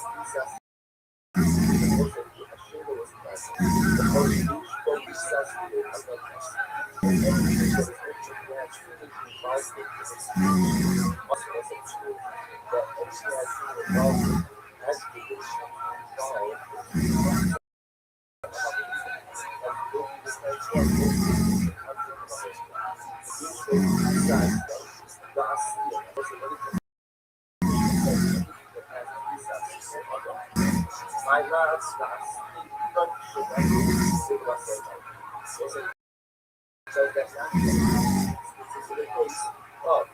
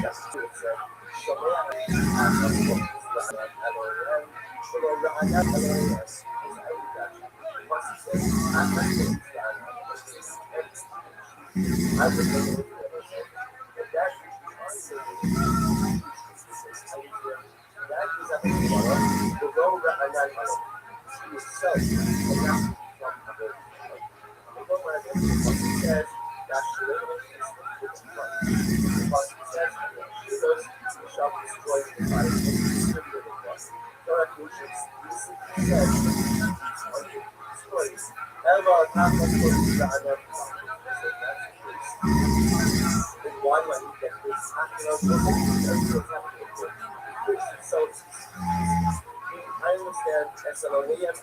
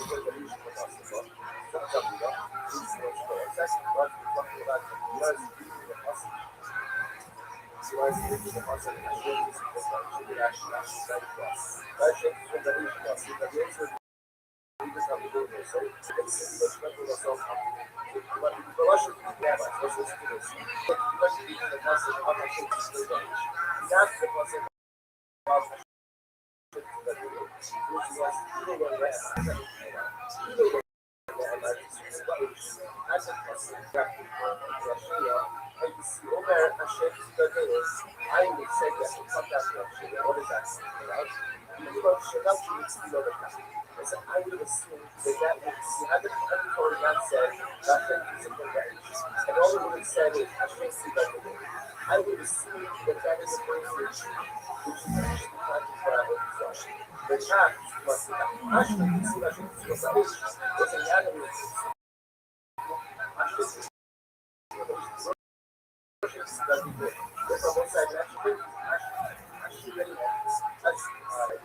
so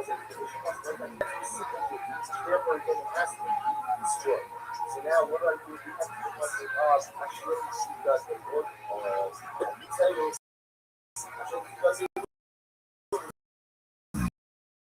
should I go over myself was a subsequent right after the sorry. I lasciati vedere la according to those here Judah, this was an issue from what we said. And then subsequent worship was a becomes us as a religion. So the version of that is everybody comes together all there was a different issue for radio then worship is like the cheese and the like the cheese access from the other. So we want to do the business I'm actually considering my people will say this is for the Russian children, of almost no profit, ultimately Bush parents Bush parents so for them to pure apple business. So it's a conquest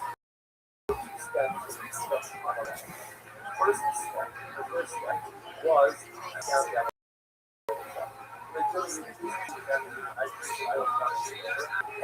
And then, I don't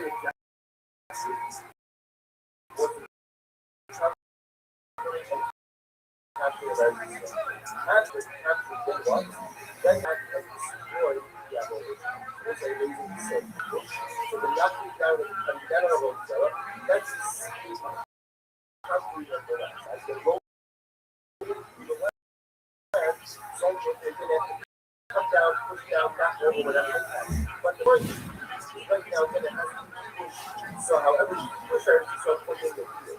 Listen, typing with the last aspect is correct with the instruction power is like, really that's the study.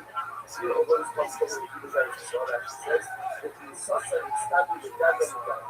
And you enter into land, you're obligated to go ahead and watch. You're obligated to go ahead and cut down the opportunity. The other starts to operate. It has to cover the back and the upper.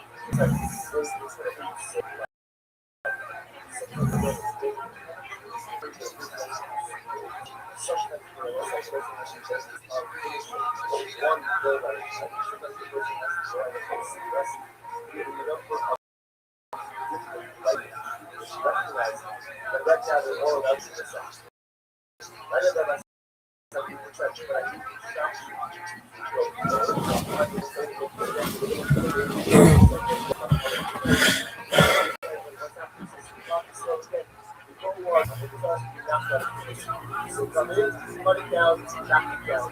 But normally, destroy the whole process. A lot of time. Well, as I said, so first one, after the land, that kind of has to go down.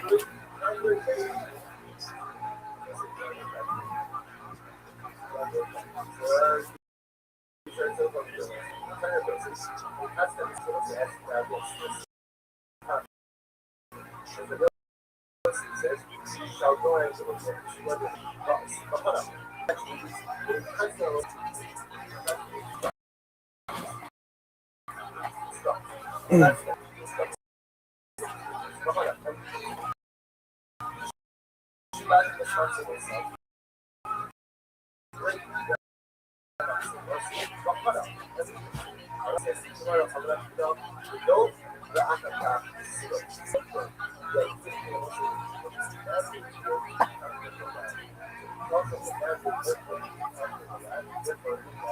was not the devil which are out of creation. Destroy these stones, destroy these stones,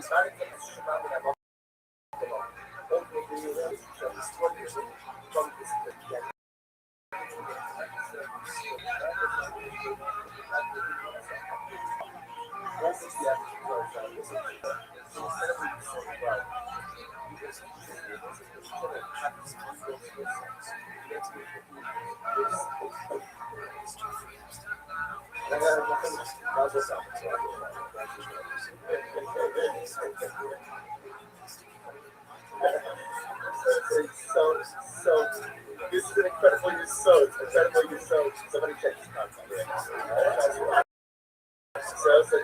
So I told so the most receiving at home so that it's not just have to stop worshiping it, but to destroy that. What the Lord destroyed the idol, but rather again, but rather one of the sons of Shari Shakara, shows that one of the nephews who says, what God knows, not just have to stop and make it time, but you got the Shari Shakara. That's a typical movie is really something. Everything that is something.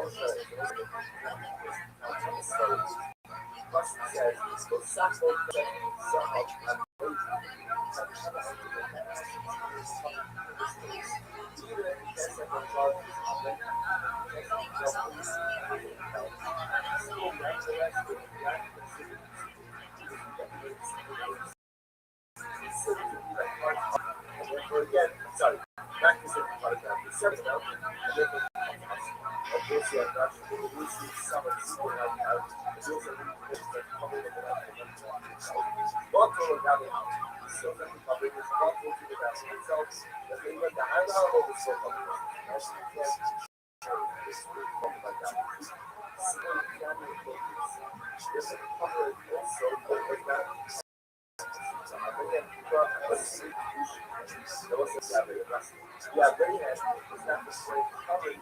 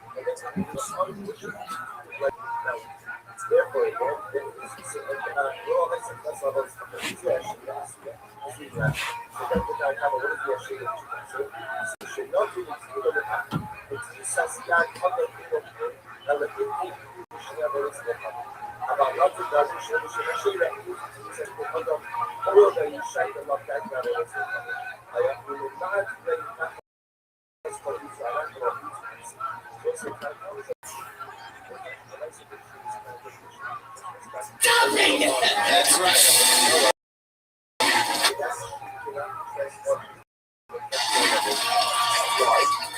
We used to go on forever. It's a match made in William Montgomery and Kilby. What an unstoppable machine we are. Absolutely, like you said, your family, the opposite of Cam Patterson's grandmother.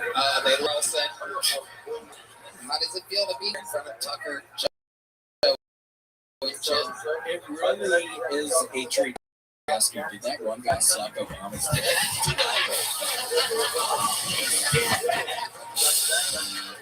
I have the answer, and let me say I don't judge. Yeah, but oh yeah.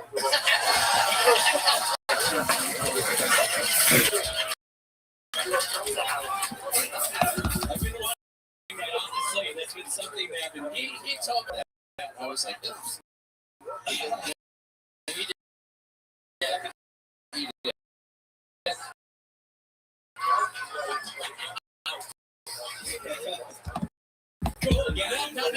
Not kidding at all.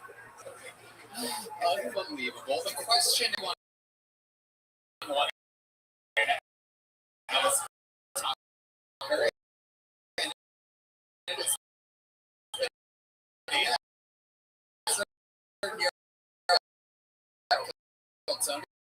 the look on Joe Rogan's face says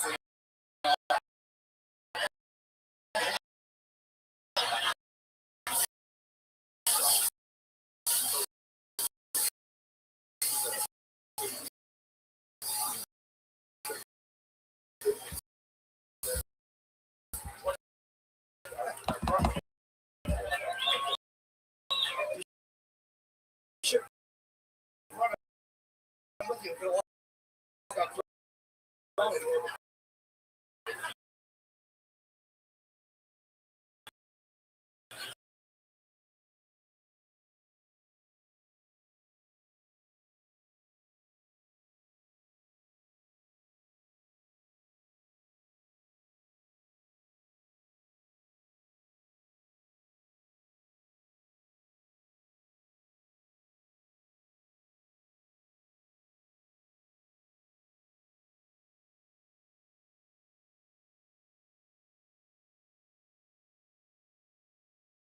Well, I have different. Oh,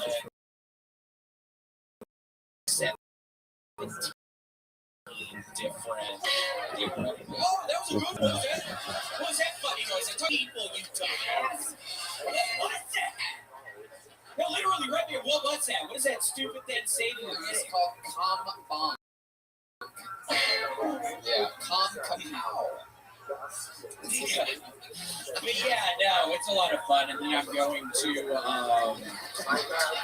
Tacoma this weekend, Tony. We'll see how it goes. They're adding a third show on Saturday. Thank you to anybody who's ever bought a ticket to come see me. I greatly appreciate it. Yeah, adding a third show Saturday. So we'll see how it goes. Tell me. What else, Willie? It's very exciting.